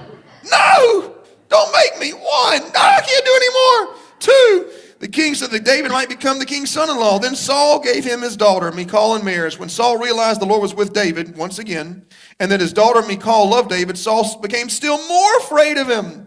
And he remained his enemy the rest of his days. The Philistine commanders continued to go out in battle as often as they did. David met with more success than the rest of Saul's officers, and his name became well known. Today in part 6, I want to talk to you about this. Don't be jealous. Don't be jealous. You know, there's one test in life that every single one of us in this room are going to have to face, and we're going to have to pass and overcome. And that is when somebody else gets promoted. When somebody else loses weight. That little bitty. When somebody else gets the miracle that they've been praying for 6 weeks, and you've been praying for that miracle for 6 years and haven't seen it yet, will you celebrate them or will you be jealous of them? I've done about 100 or so weddings. I used to do them at Grand Dunes every weekend. They had me as the person that would do that. And so I would meet these couples for the first time and marry them. And every now and then they'd come and want to talk to me a little bit. And many times, over and over, the bride would want to talk about how, she said, all these friends of mine that are here, we used to be so close. We used to be such a good circle of friends until I got engaged. Or until it came time for my wedding day. Then for some reason, they all don't treat me the same. They don't celebrate with me like I thought they would. They're not happy for me like I thought they would. And I tell them, that's because they're jealous. And the sooner you step away from friends like that, the better off you'll be. You need people that'll celebrate you, not be envious of you. Wait. He's making it seem like this person's talking about friends in the church, right? So what he said, friends here, they go to the same church, right? So you're like, he's outing everybody. People are going to be able to tell who he's talking about if they're a close congregation. So that person who he's talking about, like that person that Amanda shared that TikTok of that girl that wasn't married yet, and he basically did a sermon on her. She knew he was talking about her. They know you're talking about these people in a bad way. Like, it's just not cool. So that person he's talking about is going to know that's who he's talking about. And the friends are going to know. You know what I'm saying? He's saying that the friends are the people in the church too, are her friends. So she confides in him about this stuff. He just blasts her what she said about her friends, right? Supposedly, it sounds like they are in the church. And then he says, get rid of them? These are your people. You're telling her to get rid of them? Who needs friends like that? You just framed it like they're the people in your church. Did you guys hear, right? It's the people, her friends from church. Get rid of them. Get rid of them? Shouldn't you maybe try to make them better? Maybe talk to them? Like, just get rid of them? No. I don't know. But hey, I realized, thank you, Scoop, are you the one that sent me this? I realized what picture, since you sent me this picture. I have to find the original though, because since you send it from like a screenshot, when I blow it up, it's really blurry. But the picture that Kyler's talking about with the register, it's the main one. Hold on, guys. I want to show you. It's the one that, from the article, it's like the main one where it has the 3 lined up. I forgot about that. Thank you for sending me. Let me show you what I'm talking about. I got to find a better one though, because that one is the way you took it, which is fine. But I just have to find one where it's the original or something, because hold on one second. Give me 1 minute. But see, the whole candle not being there, though, he just rung her up and he could have moved things around. So I don't know if that's convincing enough, because there could be explanations for that. So, but let me try to find a better picture and see. Just give me 1 minute. I gotta find it. I gotta find the original, so when I zoom in, it's not blurry. I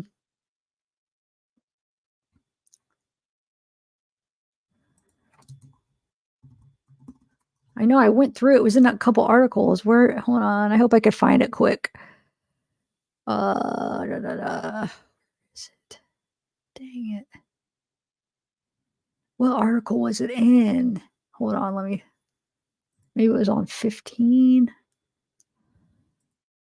Oh, shoot. Hold on, guys. Just be patient here. No, it wasn't. Dang it. Yeah, I got to find a better one. Oh, wait, here's 22 photos. Maybe it is on here. Hold on 1 second. It's got to be. Come on.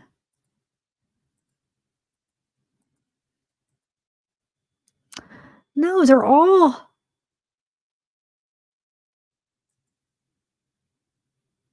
Like it's all, look, it's all, I swear there was one where it wasn't, it's this right here, where it's the side view, you could see her braid. That's the one that Kyler was talking about. But that's just too far. When I zoom in, it's too blurry that I want, I mean, you could see the candles in there, but I wanted to get a clearer one. Here's her car.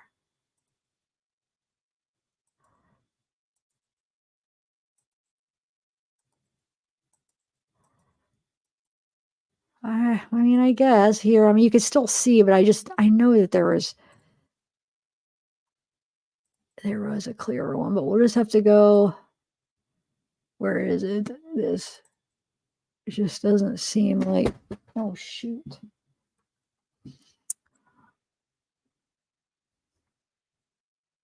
Yeah, it's from a different angle right here.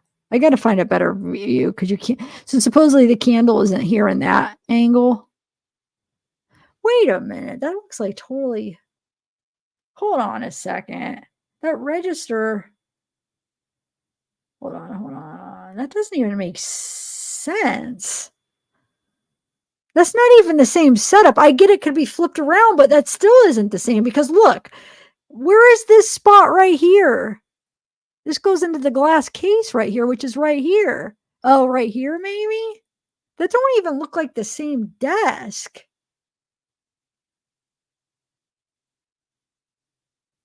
Because where's this part? That looks like it goes right into the glass case, which would be right here. I don't know. That doesn't look like the same. Something, hold on. Yeah, there is something weird about that. But she's saying that that candle isn't here. Which, like I said, that is not as concerning because he could have moved it, but why would he have moved it though? Because it's nowhere. It doesn't look like it's anywhere on the desk. I could see if he moved it into a different spot because he's ringing it up. But I mean, I guess he could have took it down. But why? But why? I got to get a clearer picture of that. Hold on. There's got to be a. Oh, it's a different. Oh, it's probably a different register. Oh, okay. Then that's what it is. Okay. I was going to say, that does not seem like the same one. So it's probably a different register. So that makes sense why the candle isn't there. Right?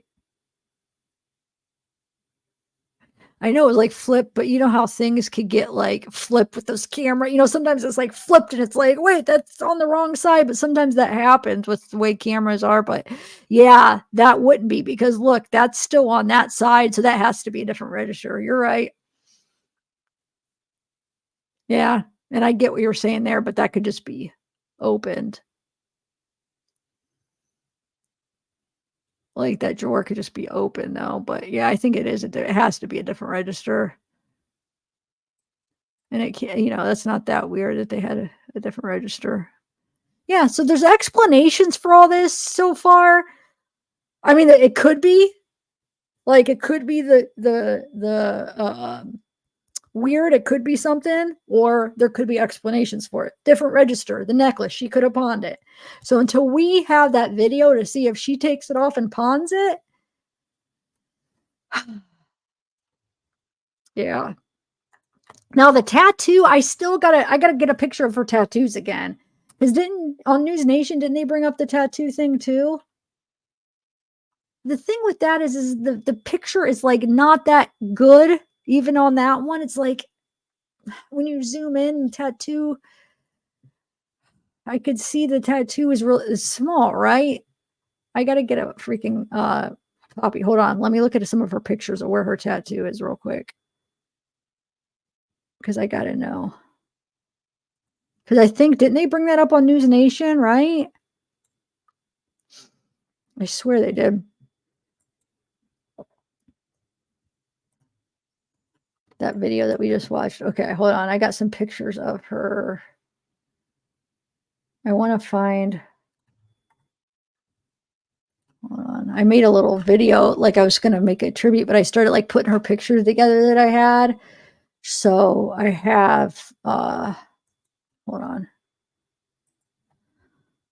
like I was starting to put, so let me see.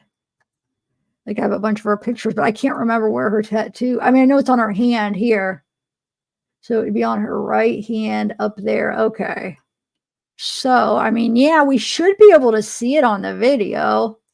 Wait, we should even be able to see. So it would be across. Okay. You guys could see, right? So let's go look at that again. Here, I'll do this so you guys see. Which he has the same tattoo or similar. I noticed when he was on his sermons that he has like similar tattoo, like with the cross somewhere on his hand. And I think he even has something down his arm too, if I'm remembering right. Okay, let's go look now.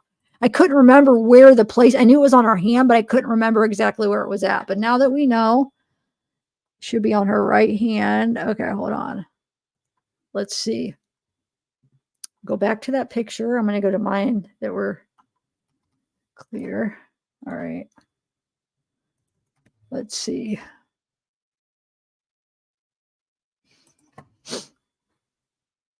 All right. I don't know, but see, I just think it's hard to tell because it's too blurry. I'm not convinced that it's not there. It's just hard because it's not a good quality. Let's look at this one. Yeah, I think it's too far away and too blurry to say for sure. I mean, yeah, I don't see it, but I could see how I know how photos and stuff are, and I know how that it could be there, and it's just, where's the other one? I keep clicking on the wrong one. No, I want this one.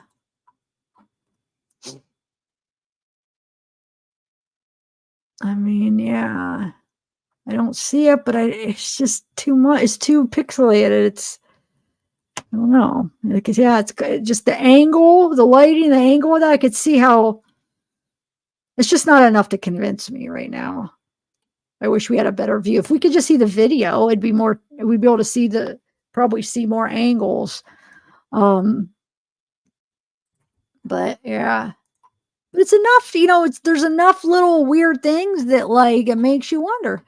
It makes me want to see the video. Like, come on, how long are they going to take to produce that video?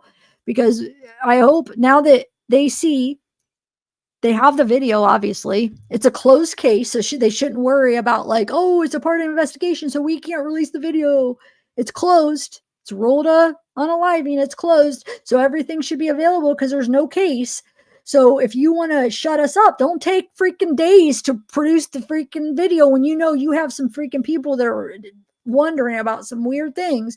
So they should have just I mean, I wish they just gave it right away with the surveillance. I know it's not something that they had to do, but now that you're hearing all of us are like, something's not right. Let's see it tomorrow. You know what I'm saying? Just like show us the freaking surveillance video then. There's no open case. You don't have to worry about the case being ruined. Let's see it. But if watch it take weeks and then they have time to alter it. I don't know, guys. I don't know what to think. Does anybody know if John Paul had the same necklace as her? Did they have like matching necklaces? Because I mean, that could be another explanation why it looks like he has the same necklace as her. Because I know that's another thing going around. But maybe they got matching necklaces. I don't know.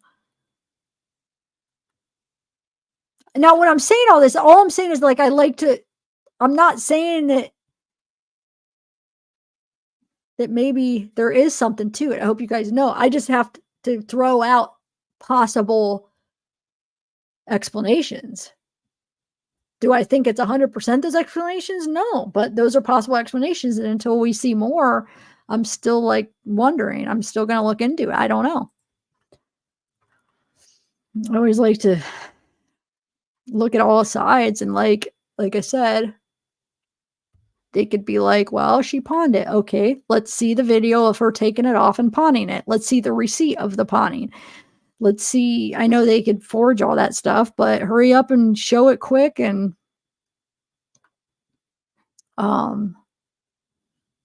yeah, let's get like people that knew John Paul. Did he have a matching necklace? Why does it look like he has her gosh darn necklace on and her necklace disappears in the pawn shop? The tattoo. I don't like it's too blurry, I think, with that one. Let me look at this picture. Yeah, this you can't see. Anyway, all right, I'm gonna shut up. Let's finish listening to some more of this. We don't got too much to go. Galatians 5:26, let us not compare ourselves with each other and become Well, proud, competitive, or jealous of one another. Each of us is an original.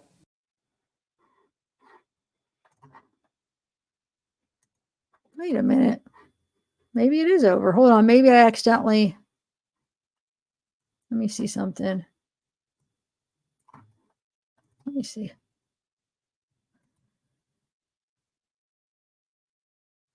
That is the end of it. Okay. That's the end of it. That's the end of the sermons, I mean. Okay. So, but there's more to go. There's so much more to go through, but I don't know how much more time, how much more I want to go through to find stuff because it's really like, ugh, to have to listen to him. I have it on like double speed, but, oh, okay. Scoop. Hold on. Let me check my email.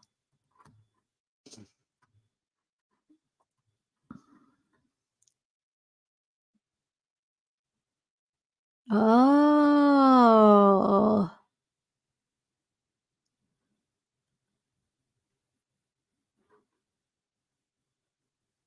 That's interesting. Can I share what you said? Because I did hear in some of the groups I heard, well, the rumor, I don't know if it's true. Allegedly, at least they were talking about it in one of the Facebook groups, that they heard that JP's ex-wife still attends his church. I don't know if that's true or not, but are they still on like friendly conditions? Because Scoop just emailed me with a interesting theory, possibly, that what if, because remember how similar his ex looks to her. I thought it was her. Like that picture, I thought it was freaking Mica. They look so similar. So what if he sent her in with her ID? I mean, we know that at least he had her ID, he had her stuff, he took her stuff when he admitted her. What if he kept her old ID or something? I don't know. Did he still have it? What if he sent her in? What if that was her to make it look like the whole gun thing? I don't know. It's a possibility, but what about the 911 call? Do you think did they sound alike? I want to hear what her family says about the 911 call. Did they say it sounded like her? Because I don't know what she sounds like. Does it sound like her? Like 100% that's her voice? I don't know. I know the whole AI too, how you could have AI, but I don't know if they would want to risk. I don't know. But the whole that could be her in the pawn shop. That seems pretty probable. I mean, it seems it's a possible. I mean, they do look a lot alike, and that person in the pawn shop looks older. I always thought that it does look like Mica, but it also looks like that person could be a little bit older. Look.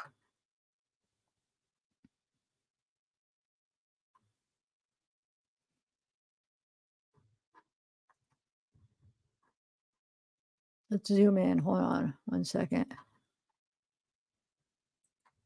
Look.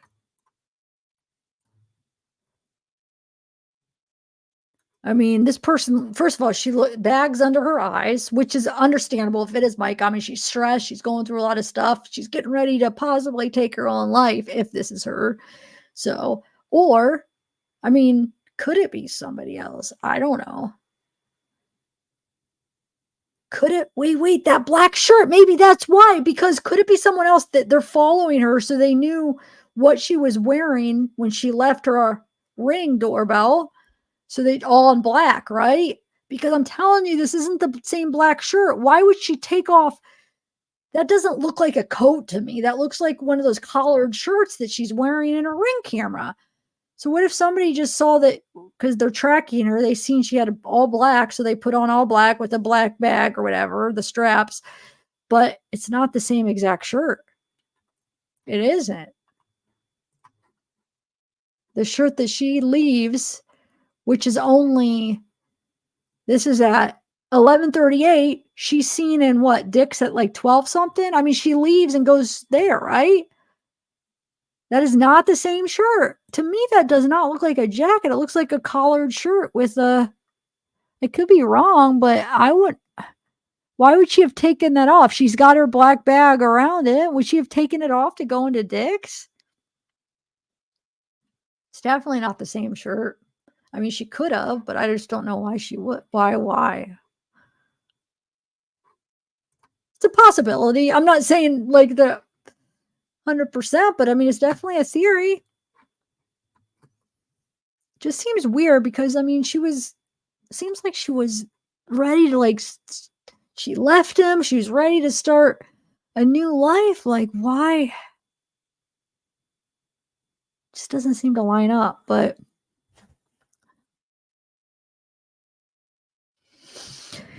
it does. I mean, it does. You guys saw, I haven't seen the ex-wife, since she was with him, with those pictures when she was with John Paul. So I don't know what she looks like now, but I mean, I'm sure she still looks, they look a lot alike, and she'd be older, but that person looks like she could be possibly older. It's definitely Scoop. It's definitely an interesting possible theory. I mean, does anybody know if she is a member of the church? Because people in the group were saying they think she does still attend the church. So if she still attends the church, she might still be on good terms with John Paul or something. I don't know. Or got on good terms with him after years. Pull up the parking lot photo. Okay, hold on. Timestamp of the parking lot photo. Let me find it. The one at Dick's, you mean? 12:04. Yeah. So that would, how long does it take her to get from her house to the Dick's she went to? Because she left at her house, it was 11:38, right?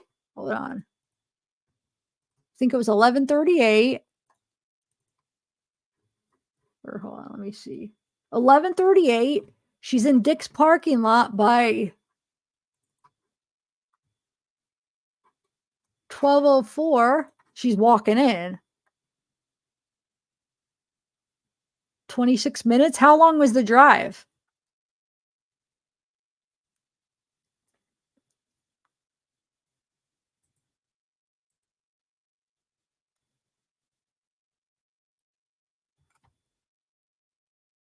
So yeah, interesting. Hey, Misty, what's up? Hey, Wit, the ring photo when leaving his work attire for a restaurant. She had a shift that evening and didn't come in, which, no, I know it, James. I know it is. But that's the thing. She's not wearing that at the pawn shop.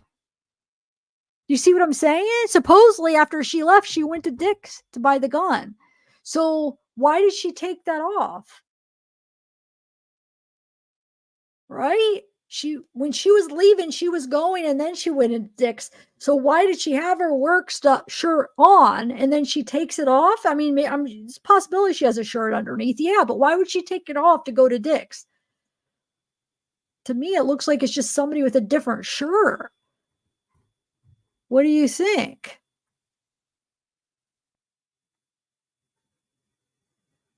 Okay, 10-minute drive. Thanks. You see what I'm saying, Whit? But thanks for a super chat. But yeah, and then why would she put on her work stuff if she never planned on going? In case if she just, I mean, now when I give these explanations, because there is an explanation. I'm not saying these explanations are right, but I like to at least see if there's, I always do this. If you know me, I always like to see if there is a explanation for it. It doesn't mean I believe that explanation, but is there a counter to it, right? So possibly the reason she had her work shirt on is because, doing that's something that, I mean, that takes a lot of courage, and it's a lot of like, so maybe she just put it on just in case she ended up chickening out and wasn't able to do it. You know what I'm saying? Maybe something interjected and she ended up changing her mind. You know what I'm saying? So she just wanted to be ready for work in case. Not saying that I believe that, but I like to find explanations of why she would be dressed for work if she planned on doing that. Just in case if she decided she chickened out. Which with something like this, I bet you there could have been times where she did. Like, you know what I'm saying? People that have these there's a lot of times that they think about it and they end up not doing it. So it could be one of those things. I want to do it. I want to do it. I don't know if I'm going to, okay, I'm planning on doing it, but not sure if she's going to go through with it. Just saying, that's a possible explanation. But I don't know. Like I said, I'm going to still like look into it, and I'll be following Kyler, because I mean, she's definitely doing, she said she hired a private investigator and they're like looking into it. So if anything, she's going to get to the bottom of this crap, you know? So yeah, the last time the gun jammed. So there you go. Like, you know what I'm saying? So let me play that video. I have that on hand. I was going to play that in case the people haven't seen it. So like, she's probably thinking, what if something like that happens? A gun jams, I change my mind, something interjects, it makes me realize that this isn't the, you know, not the right time, not the way, or whatever. You never know. So she got ready for work just in case. Like I said, just a possibility. Okay, so let me play that real quick though. Have you guys seen that? I was trying to go through like the solid rock stuff to find the full video of where did they find that? Because I want like the whole video, but I haven't been able to find it yet. So we have that TikTok. So let me play it again for those of you that haven't got to see it. Has anybody not seen that where she talks about trying it and the gun jams one time? Hold on, let me play it real quick. I did have it ready. Oh, that's what I exited out of when I had everything ready. Oh no, I have it. Never mind. I got it. Cool. Okay, hold on. All right.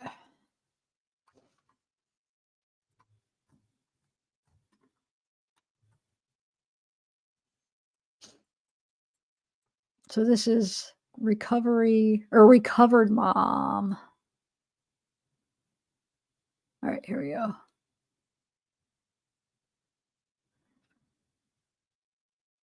Okay, I just wanted to read what that said. I'm about to share a video that is supposed to be Mica Miller's testimony that she gave while in Africa. All that has been shared from this video is like a 35-second clip. Anyone knows where to find the entire video? That's what I was just saying. Nilikuwa katika vita katika akili zangu.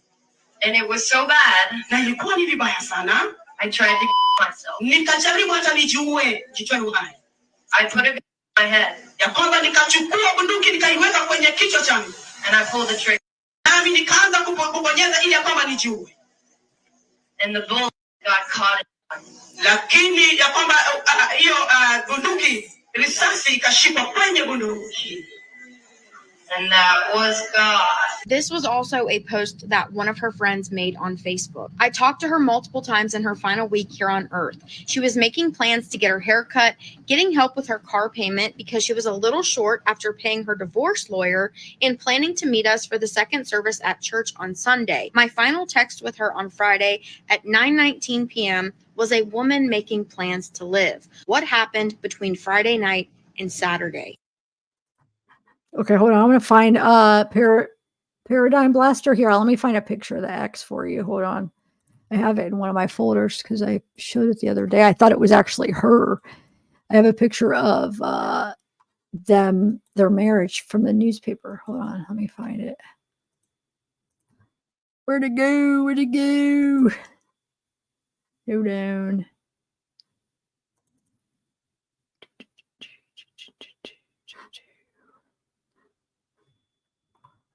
I probably could find it quicker and like on Facebook, but I had it because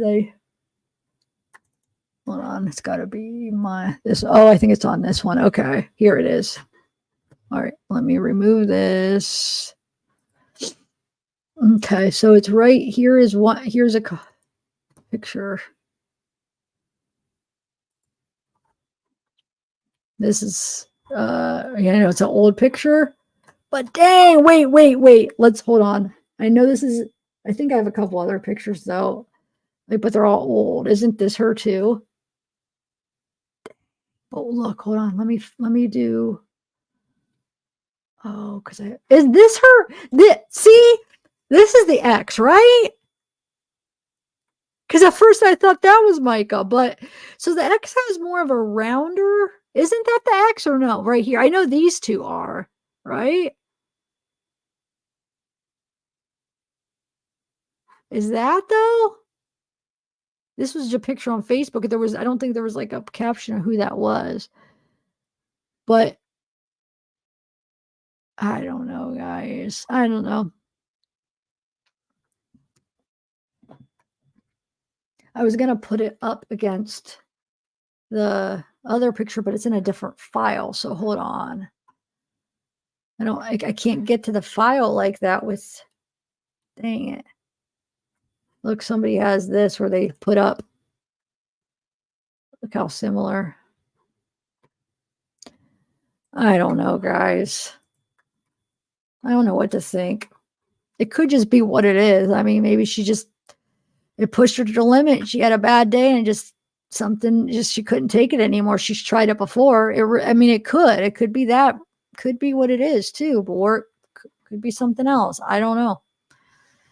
I really don't know what to think, but either way, like I said, if she pulled the trigger or not, he still is the reason.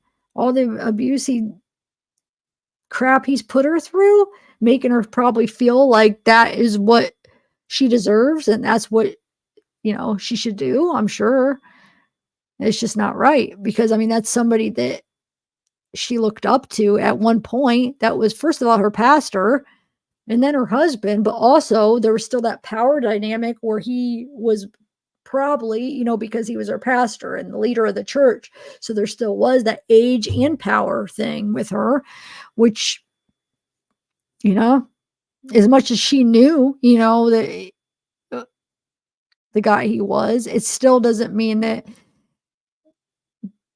influence or that power wasn't like knocking her down. You know what I'm saying? And influencing her. So could be either or. I hope we get to see more interviews with the family and stuff that have a little bit more insight on her and, some possibilities if they think that is her in the surveillance. Hopefully they'll release the video. If that is her voice, I would like to hear family what they think about that,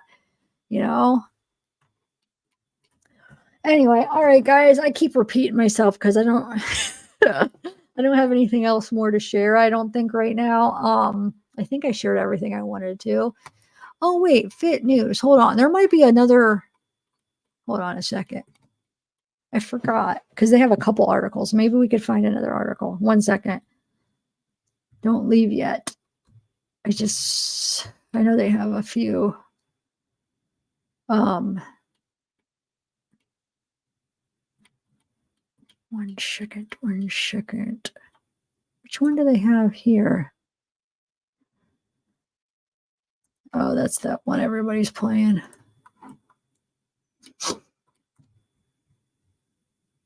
Hold on, I'm gonna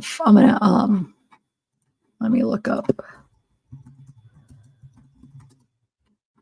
Let's see. So we have, this is that theft though. Mica Miller, late pastor's wife, accused of theft prior to her death.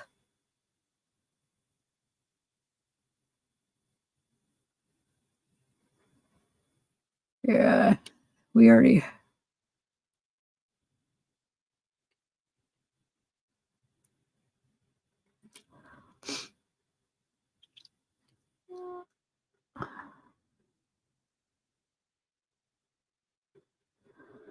This is all the ones we went through because it was on Kyler's.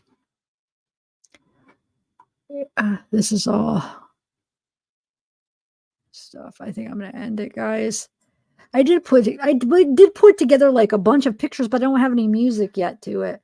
I was gonna play just run the pictures if I was I needed to look for something just for something to look at until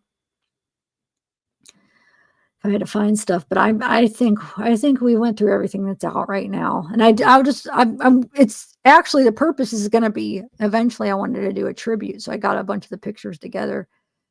So I still want to do one for Timothy. Wait, did I do one for Timothy? I did that one intro in front of one of the videos, but I wanted to do one like official, just like, I don't know. Yeah. Anyway, whoa, Austin, where have you been?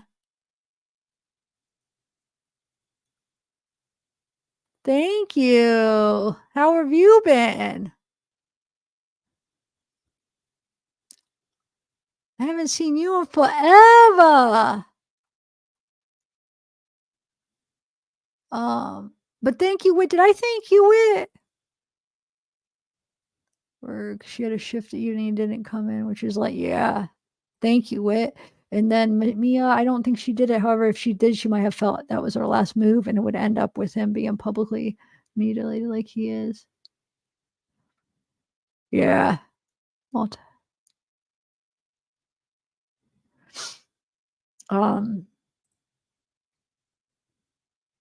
Thanks, Harlot. So what do you guys, what case? I'm in waiting for the Ezra stuff to come. So when those comes, I'll be covering that. But in the meantime, what case? Any send me. I don't know. I want like a current, something current to cover.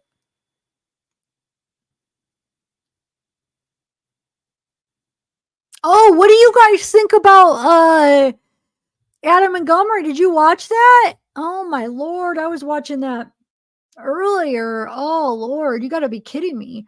I have some thoughts about that. I usually here, let's talk about that on my wind down. You know, that'll be my wind down here. I wish I would have been able to do a live stream, but I was freaking, I had an appointment. So I actually, my appointment was like, you know, like 45 minutes away. And then I was watching it while I was waiting in the lobby. And then I was listening to it on the way home. And then, oh my God. So what do you guys think about freaking Kayla's freaking statement? That was the most disrespectful thing. Like, I was like, are you, huh? And then Crystal like walks out in the middle, like they start reading, Crystal walks out because it was like ridiculous. Talking about, oh, I still love you. And, you know, you know, like how they met and how, and they got married and they had the baby and it was so good. And like, and then we might, you know, if we meet again, like they, like almost like leaving it open and that they might see each other again. And like, it was definitely not about Harmony. It was about her being able to talk to him and send him a message through the statement. That was ridiculous. Oh my God. I was like, are you kidding me?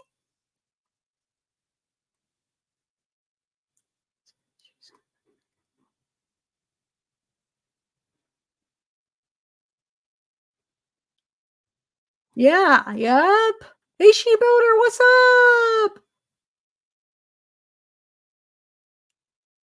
Yeah, Soul. Are you talking about the harm? Yeah, go watch it. You can watch it. It's ridiculous. And then him, he's got a freaking first walk in all with his ugly body that's all, ugh. I'm always like, I'm sorry, these people are monsters. I don't even care. Usually physically, I seriously don't judge or make fun of people, but when it comes to these people, it's like, just try to humiliate them. I mean, what he did to Harmony is just ridiculous, disgusting, and oh. But like, he's gotta like glare at people like he's like the psycho. The way he looks at people, he's just like when he's looking at his freaking lawyer the whole time, like it's almost like better not mess up. Like if I was her looking over, like oh my God, like he's just like making sure it's just like psycho. And then just like how when Crystal like gave her statement, just like his motions that he makes is so like aggressive, even in his motions, how he's like how he I know, I don't know how to explain what I'm talking about, but it's like everything about him is so like aggressive and like evil almost and like violent. Even like his just like the little motions he makes is like, why would you go in court and act like this? Like he almost like has this attitude and this thing where he's just like like tough and like he just surrender already. You know what I'm saying? It's over. Your life is freaking over. Just give it up.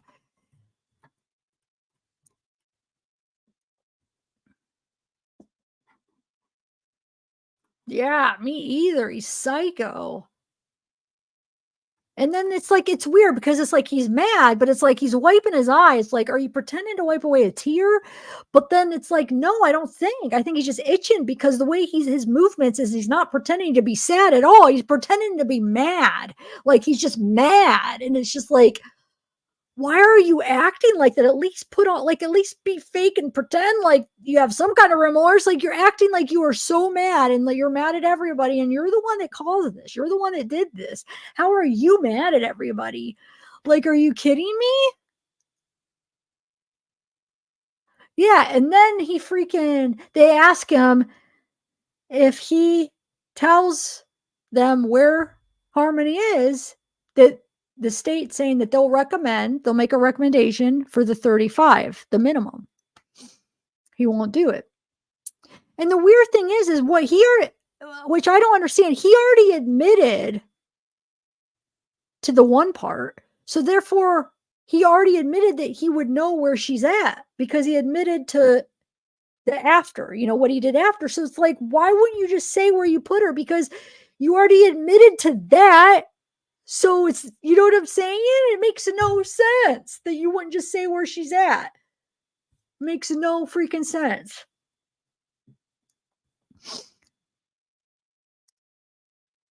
Yeah, it's.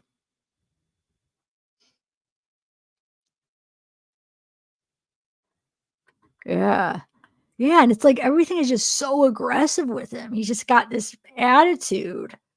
It's like he's ready to just like attack somebody, the way he just everything. And can we just talk about me and Sarah were texting about this? The camera angle. That was the worst cameraman ever. I was getting so frustrated. Like, why are they zooming into the arm or the back? And first of all, why is it to the back? Which that could be like, I know with the Idaho 4, the Brian Koberger, like a lot of his hearings were to like the side back. And it's like, I want to see a front view. Okay. And now like the more current ones are a front view, but it's so far away. It's stupid. But like, it could be because that's all they were allowed. Like the judge could say, hey, we'll allow a camera right here. That could be it. They might not have allowed it in the front angle. But with that being said, it was still horrible camera. What would you call that? That verb, like cameraing or camera work or whatever, because if they were allowed in the back, they could have like moved over and got like a better angle on him. So first of all, the zooming in, it was like they would like zoom in on stuff that was like, what are you zooming in? And then when Crystal was freaking giving her statement, I wanted so bad to see if Adam turned around and looked at her, just to see, because I just wanted to, you just would have, when she was saying that stuff, you just would have imagine him like either not looking or just like, you would imagine that he would be like curious enough to at least look once, because he probably, you know what I'm saying, just at least look at the person because they were behind. But no, can we see the way the camera was? You can't see if he ever turns around. We can't see his facial expression when she's reading it. It was driving me nuts. That was horrible.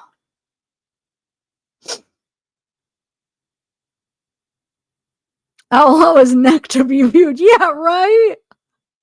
And then when they would zoom in, it was like they would zoom in on like, it was like, wait, what are you doing?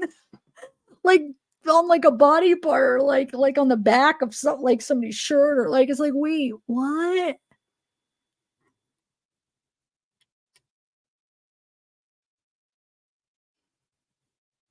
Yeah, couldn't see it. It's like, come on. Like you could have moved over or something. Like we wanted to see his face when the statements are read. That was like what most people wanted to see, is his reaction as they were reading the statements. We wanted to see some kind of effect, or that it got to him, that something got to him, or just his like, his impression, or what was his reaction to those.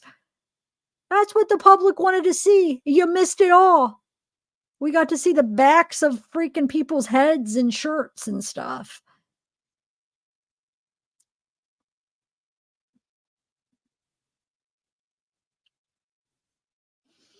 Yeah, it was very concerning. And then like, of course, you know, it would have been awesome to get a front view, but I think they probably didn't allow it or something because, you know, even when they were reading, like it would have been nice to be able to see him from the front, but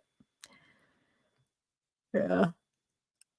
That I don't blame the camera because I'm sure they were allowed. There were some kind of stipulations of where they could be, but come on, if you're able to be behind, at least you could have freaking moved and got some good view of when the statements, at least to see if he turned around, or like, yeah.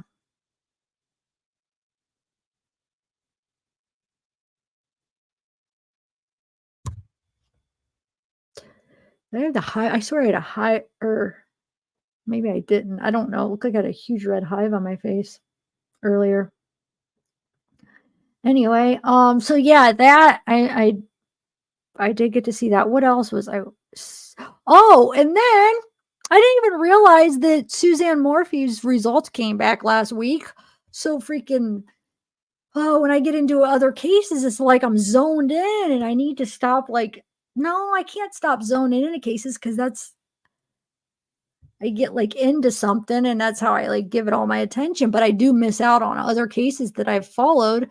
So I don't know if you guys seen, but Suzanne Morphy, there was like tranquilizers and animal tranquilizers in her system and stuff. So I think it might be enough to recharge Barry. I don't know. They could still recharge him, right? I think they set it up where they could still recharge him, right? I'm pretty sure. Because remember that there was something they found, like the tranquilizer darts or whatever or something. Remember they got that in the evidence? Well, it was in her system. The cause of death was like she had like there was like 3 or 4 different tranquilizer stuff in her. Did you guys see that? It's crazy. I don't know if anybody following that Suzanne Morphy. Do you guys know what I'm talking about or not? Yeah, I saw that. The bald patch on the back of his neck. I was like, oh, he's got a little bald patch on his neck. Oh my God. Here, let me play that Suzanne Morphy. Here, I'll play the clip so you guys see what I'm talking about. Hold on one second. I'll just play a quick news clip. Because, I mean, that was a big case. And so, you know, when time passes, then if you're not like following it, you might miss out on stuff. All right, hold on. Let me get it. I just watched it today. I'll just go to my history. It should be there. I could probably just put in her name, but I'm just going to go because I thought that video. One second. We can watch it real quick. Why is it not letting? Oh, there we go. Okay.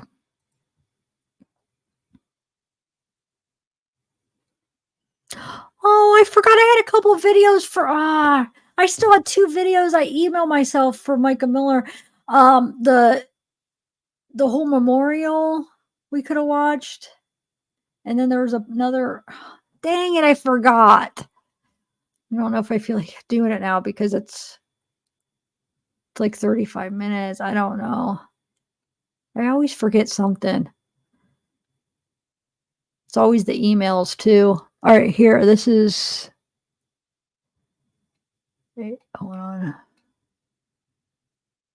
Wait a minute.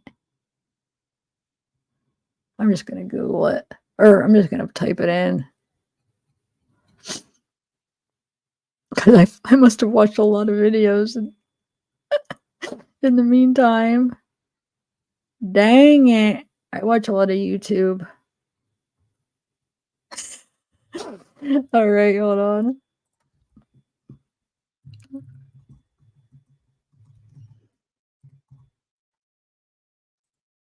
Okay, so.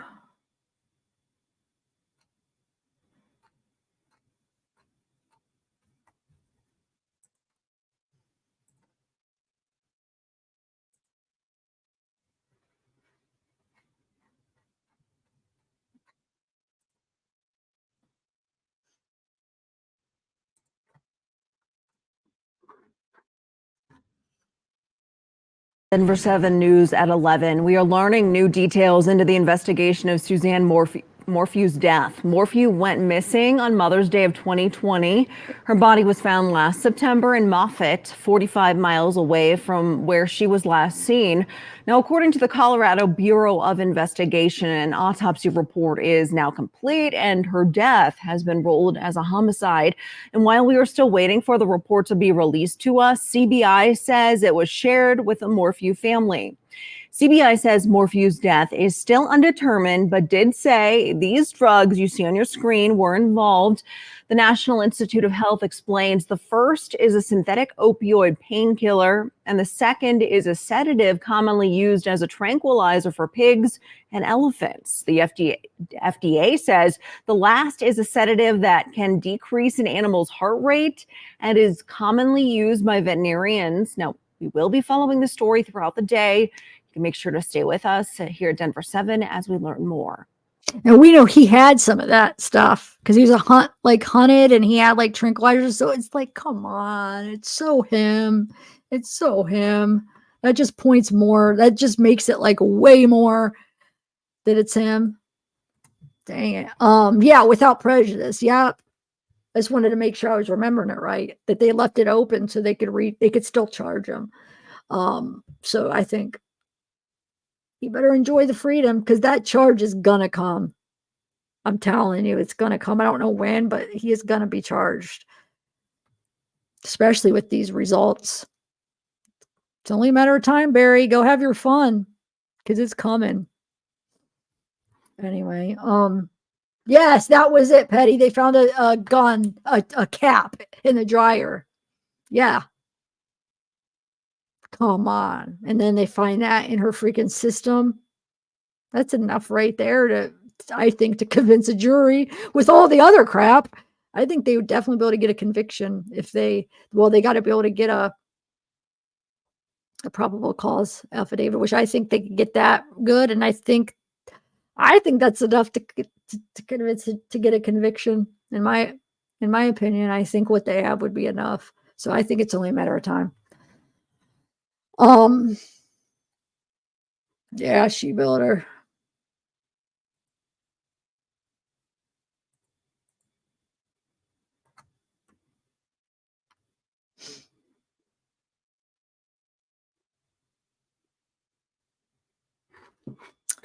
But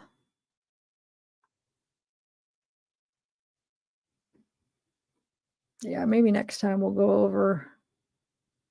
Well, let me see. What do I have? So I had.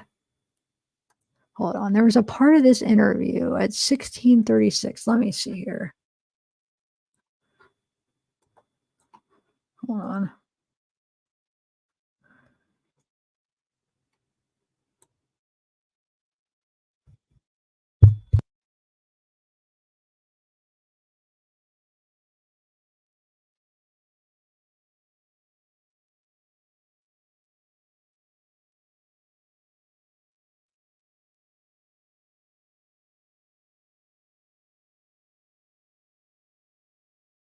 If for some reason I do another video, we could watch it at the end of another video because I think I'm tired. My legs, I need to move my legs around a little bit. But all right, guys. Well, thanks for hanging. So, and I was saying, if you're still in here, wow, I've been wondering where you were. It's nice to see you. Shorty, woohoo! Yes. I thought this said woohoo at first. That's why I was like woohoo, but you said wow. Oh my god. Now I feel stupid.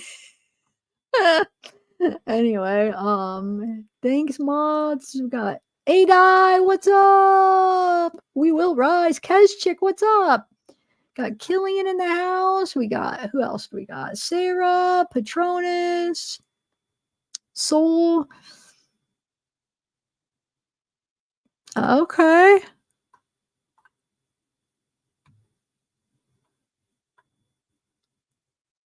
Misty Free, hey Tanel, they were saying that she may have been taken by a cougar. Yeah, no, I guess that's what he said. He's like, oh, he brought that up like he thought that, yeah, it's not. There would have been more stuff left behind if that was the case. Hey, we will rise up. KH Logic Jog. I can't talk. KH Logic. Hey, have you guys shared the merch link today? You guys, you gotta check out the new merch. I don't have a shirt on today, but the last 2 lives I had the peeping ears. There's so many options. Zeke, hold on. I got Zeke in just a collar. He's actually wearing it right now, and I took a video of him wearing it. Hold on, let me share it. You guys, it's so cute. I wish I would have taken a picture of it on before I put it on so you could have got a good look. It's on him now. He looks cute. Oh my god, he's so cute. Okay, hold on. I love that boy. Let me find I took a video to try. His hair is so fluffy that it's hard to see it, but hold on. It's like tie-dyed. It's so cool.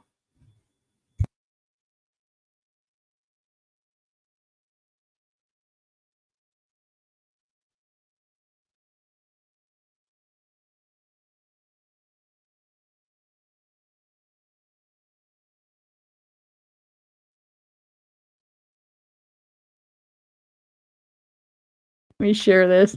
You can kind of see it, but that's... Hold on, let me share. It's a little video I took earlier. Let me send it to my email so I can play it.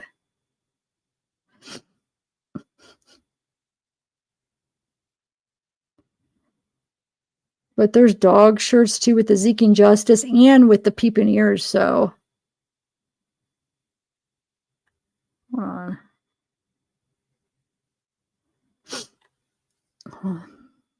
It's taking a minute to download it, and then we'll sign it.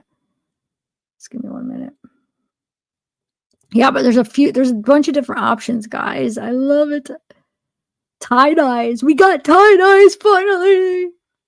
The OCD. We have the peeping ears. We have the Zeke and Justice. I showed my mom, Sarah, the Zeke and Justice. Zeke, and she's like, oh my god, it's so cute. She's like, wait, it looks like Zeke. How did you do that? I'm like, I didn't do it. I had an artist, Sarah, the artist did it. She's like, oh my god, it looks just like him. She's like, how did you get it to look like him? It's so good. All right, hold on. Okay, hold on. Oh, I sent it to me, so let's... Which way? I can connect my phone. Why don't I ever use that option where I connect, my phone is connected and I can just... I'm silly. I make everything the hard way. Oh, well. All right. I should just connect it. Let's see. I emailed. If it doesn't come through in a minute, I'll just do it from my phone.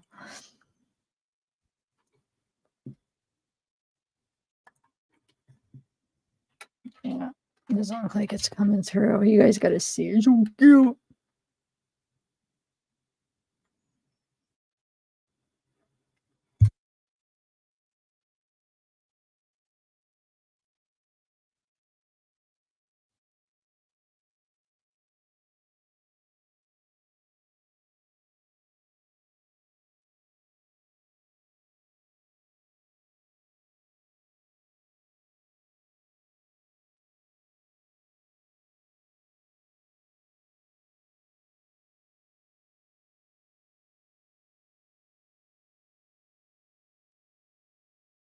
Okay, you guys, I'll share it here.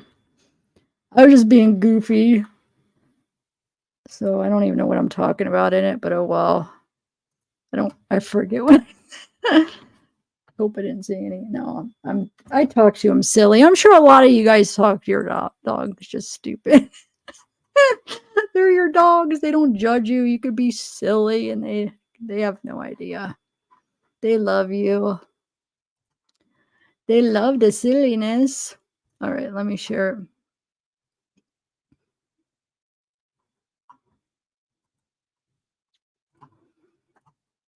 it. Okay. Diggy dig. Diggy dig. I don't know what I'm saying. I don't even know why. I don't know what I'm saying. Bubba, dig it up. Here, dig it up. I don't know what I'm saying. Dig it up. I have no idea. Don't judge me. But look, isn't that cute? He's a tie-dyed boy. Do you love your color? Do you love your collar? Do you love it? Yes, he says, I love it. It's so smooth and soft and durable. I like don't it know. around my neck. Huh. Let's show everybody. Whoa, what just happened? Let's show everybody, Bubba. Zeke?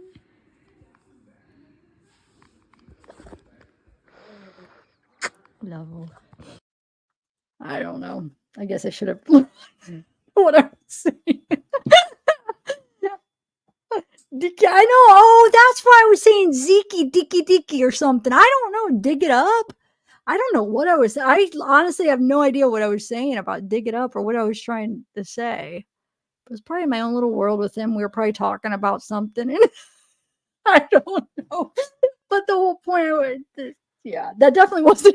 I wasn't definitely making that to show my channel, but hey, it happened, and that was because I wanted you guys to see it, and that was the only video I had that you guys could see it. I think. Dig up your. Oh, that's exactly what it was. Thank you, Hossein. You reminded me. So he jumped up on the bed. That's exactly what it was. 100%. So I remember now why I said it. Thank you. So he jumped on the bed, and you know how he digs? Well, he went to go jump and he started to like do it, then he stopped. And I was like, go ahead and dig it up because he was going to dig the bed. That's what it was. And he didn't. He just like jumped and he kind of just stopped because he like started. I know I just repeated myself, but he started to do it and then stopped. And I said, dig it up. Go ahead, dig it up. Dig it up. Thank you, Hossein. I was like, what am I talking about? That's exactly what it was. Oh. How did you know? Wait, Hossein, did you know that, or are you just like, how did you know that? Maybe because you're a dog, you have the same type of personality. You probably could. Who knows? Well, I didn't even know until you reminded me. But yeah. And I'm not just saying that was 100% what, yeah. Because I was like, dig it. Yeah, but I couldn't. I know I was saying, but I was just, I was like, why was I saying dig it up? I couldn't even remember. That's so crazy. But it was 100% because as soon as you said it, I remember because I was like, he started, it was so cute. And then he just stopped. It was almost like, the thing is, it's almost like because he saw me have the camera because Zeke, he's very camera shy. Like, I hate that because I want to like, he'll be doing something cute and I want a video because he's so freaking cute and I want to take a video so people could see and he'll stop. Like if he sees that camera, he gets camera shy and he just like freezes. So that's what I think happened is I went to get the camera to video him digging and he just like froze because he saw the camera, I think is what it was. And the old camera, I'm going to stop. So I said, no, dig it up. Go ahead, dig. Does your guys' freaking dogs do that too? Or is he just like camera shy? Ah, you do, Hossein. Is Hossein a dog? No. No, Hossein is a person in chat. Is that what you mean?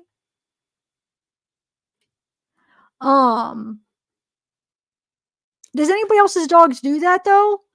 Like when they see a camera, they act totally different? Is that like a normal? I'm just trying to figure out, is that a normal dog thing? Or is it Zeke's just shy? He's camera shy.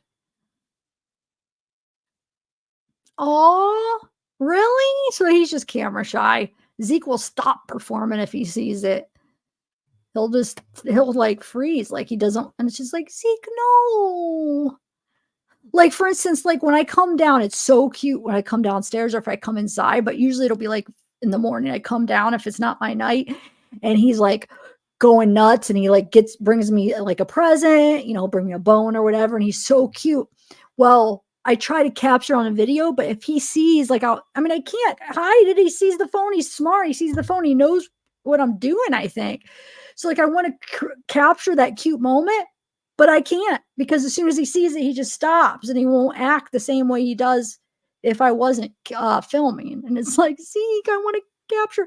So maybe I could hide a camera where he doesn't see it. So when I come down, he's so freaking cute. Is he Scoop?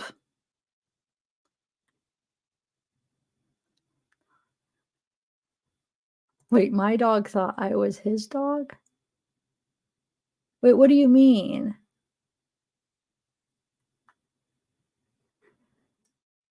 Okay.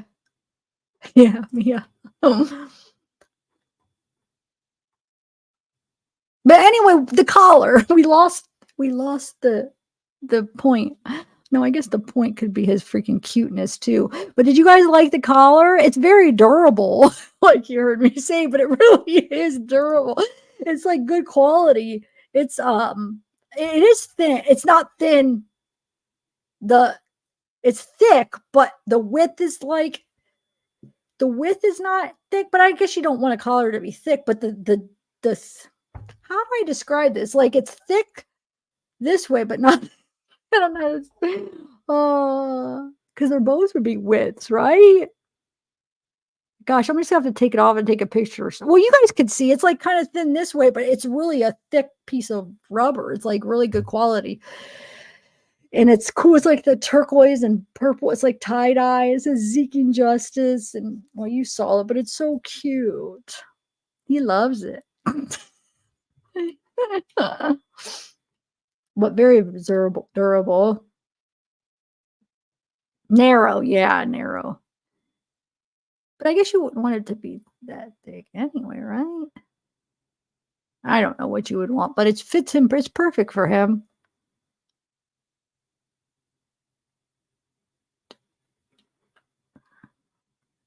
Oh, Zeke would lick my hands. Oh, I'm so. Oh, yeah, I remember. Wait, last month, or you lost it? Wasn't that more than a month ago, Losane? I remember when you lost your dog, right? Maybe it was time. I have no concept of time. Oh, you lost your other dog? So you lost 2 this year then? Because wasn't the one you had lost previous, that wasn't that long ago either. I'm sorry. Wow, you lost 2 dogs really not that far apart then. Dang it. That's hard. I can't even think about like Zeke being 7. It makes me nervous. I'm like, no, you're 7. Oh, I don't like it. I mean, you know what I'm saying? Because it's just like, oh my God, half his life's already over, or more than half of it. I hate that. Ugh. Anyway, I gotta go drink some. I'm starting to get a little shake. Oh, probably because yeah, but that was maybe it's affecting me now. I don't know. All right, guys. It feels like I'm shaky because I need to eat something, is why. All right, guys. Well, thanks. Yeah, I don't know what I'm gonna cover next. While I'm waiting for the Ezra files, I need to find a case to cover. Like I said, I was gonna look into this, but there's only so much with this case left. You know what I'm saying? Because it's closed, so there won't be like so much to really dig through. So I don't know what case to really start. Any ideas? Just email me if you have ideas. I know that the Sebastian Rogers, but I feel like there's like everybody's covering that, and now it's like I'm already so late to that I might just try to get into another one, because like I feel like every freaking true crime channel out there is covering it, right? Which is fine, but now that it's like it's already how long I haven't even started, like I might just try to find something else to cover. I don't know what though. Any ideas? I know I'm always asking you guys, but you guys always, I know some people will be like, well, I told you this one or this one, but remember, I'm getting a bunch of people requesting, and I always end up picking one of them. I can only pick one, or, I mean, I feel like I could cover a couple cases at a time, but the way I do cases, I feel like it's hard to cover more than 2, I would say, if I really do like in depth. Yeah. So yeah, maybe a couple more. But then when Ezra, that stuff comes in, that'll probably keep us busy for a while. And then what else? Oh, I'm still waiting for the Taylor one too. I don't know. I'll figure it out. But yeah, give me some recommendations, guys. And I'll look too and see. I still got to do my plaque opening. It's still sitting over there. I haven't even got to look at it yet. Well, I'm like, I'm not in a rush because I have nowhere, like I'll open it, but I have nowhere to put it until I get that room set up. I mean, you know what I'm saying? I mean, I guess it's just gonna have to lay on the ground. I mean, yeah. So it's like I'm not in a huge rush to open it because I want to be able to have a spot to put it when I open it, but I have nowhere. Yeah, so wait, you haven't been here in a couple days then, huh? Yeah, I've had it, but I keep wanting to like do a special live because I don't want to make this, this is about Micah. I don't want to make it about that. I just feel bad. But in reality, I mean, I am true crime, so it's if I don't do something specifically for that, it's gonna have to be during a case, right? So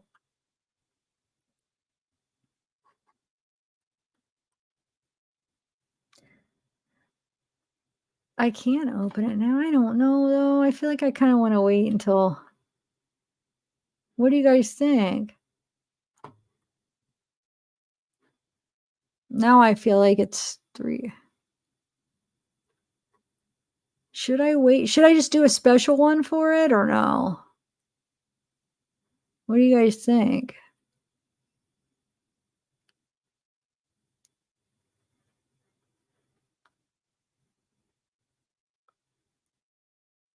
What do you guys think? Let me think. Let's do it on the next one because I'm too hungry right now. I'm shaky. Like I feel like I want to be like and ready. I want to feel like hi, it's just me. I'm gonna wait to the next one because I'm just not. I feel like I need to go get a snack and like water, so I don't want to be all shaky when I'm opening it. I might drop it. I'm making up big excuses.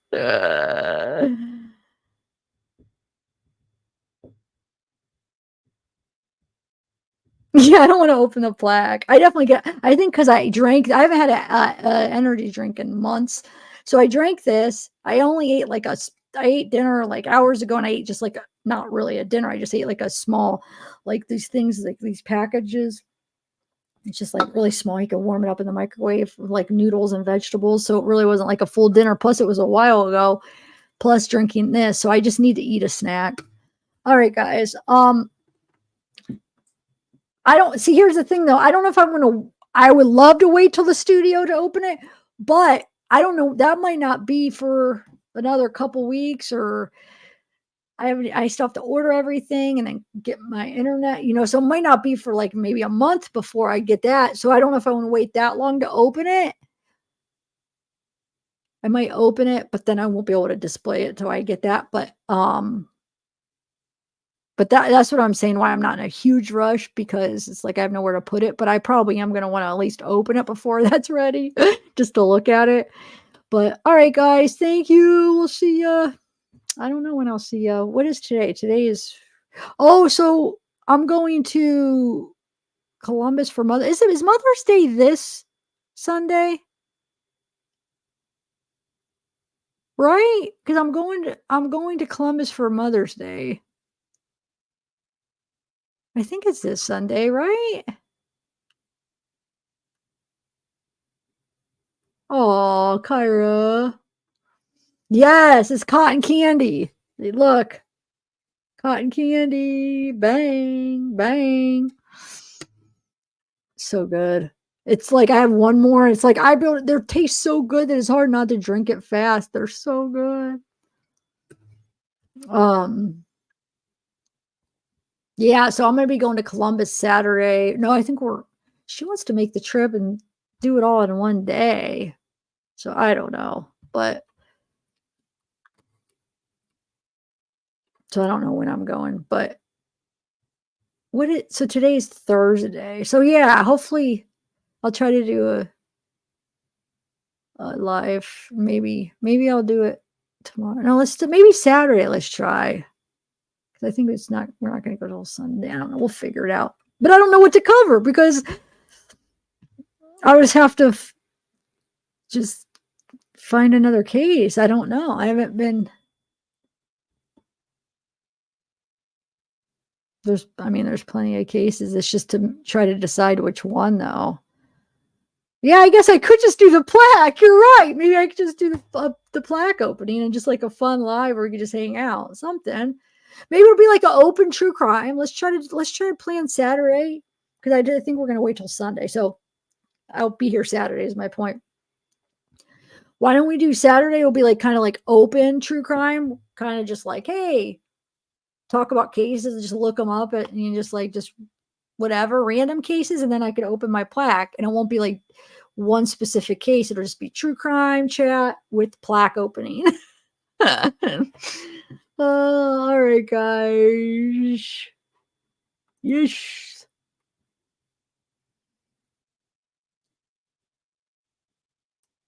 Oh, you never sleep.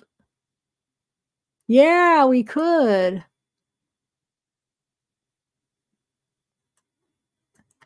All right, bye guys. I'm gonna go get a snack. Bang bang. Oh, Saint, I'm so glad you're back. I missed you. I hope we never see him again.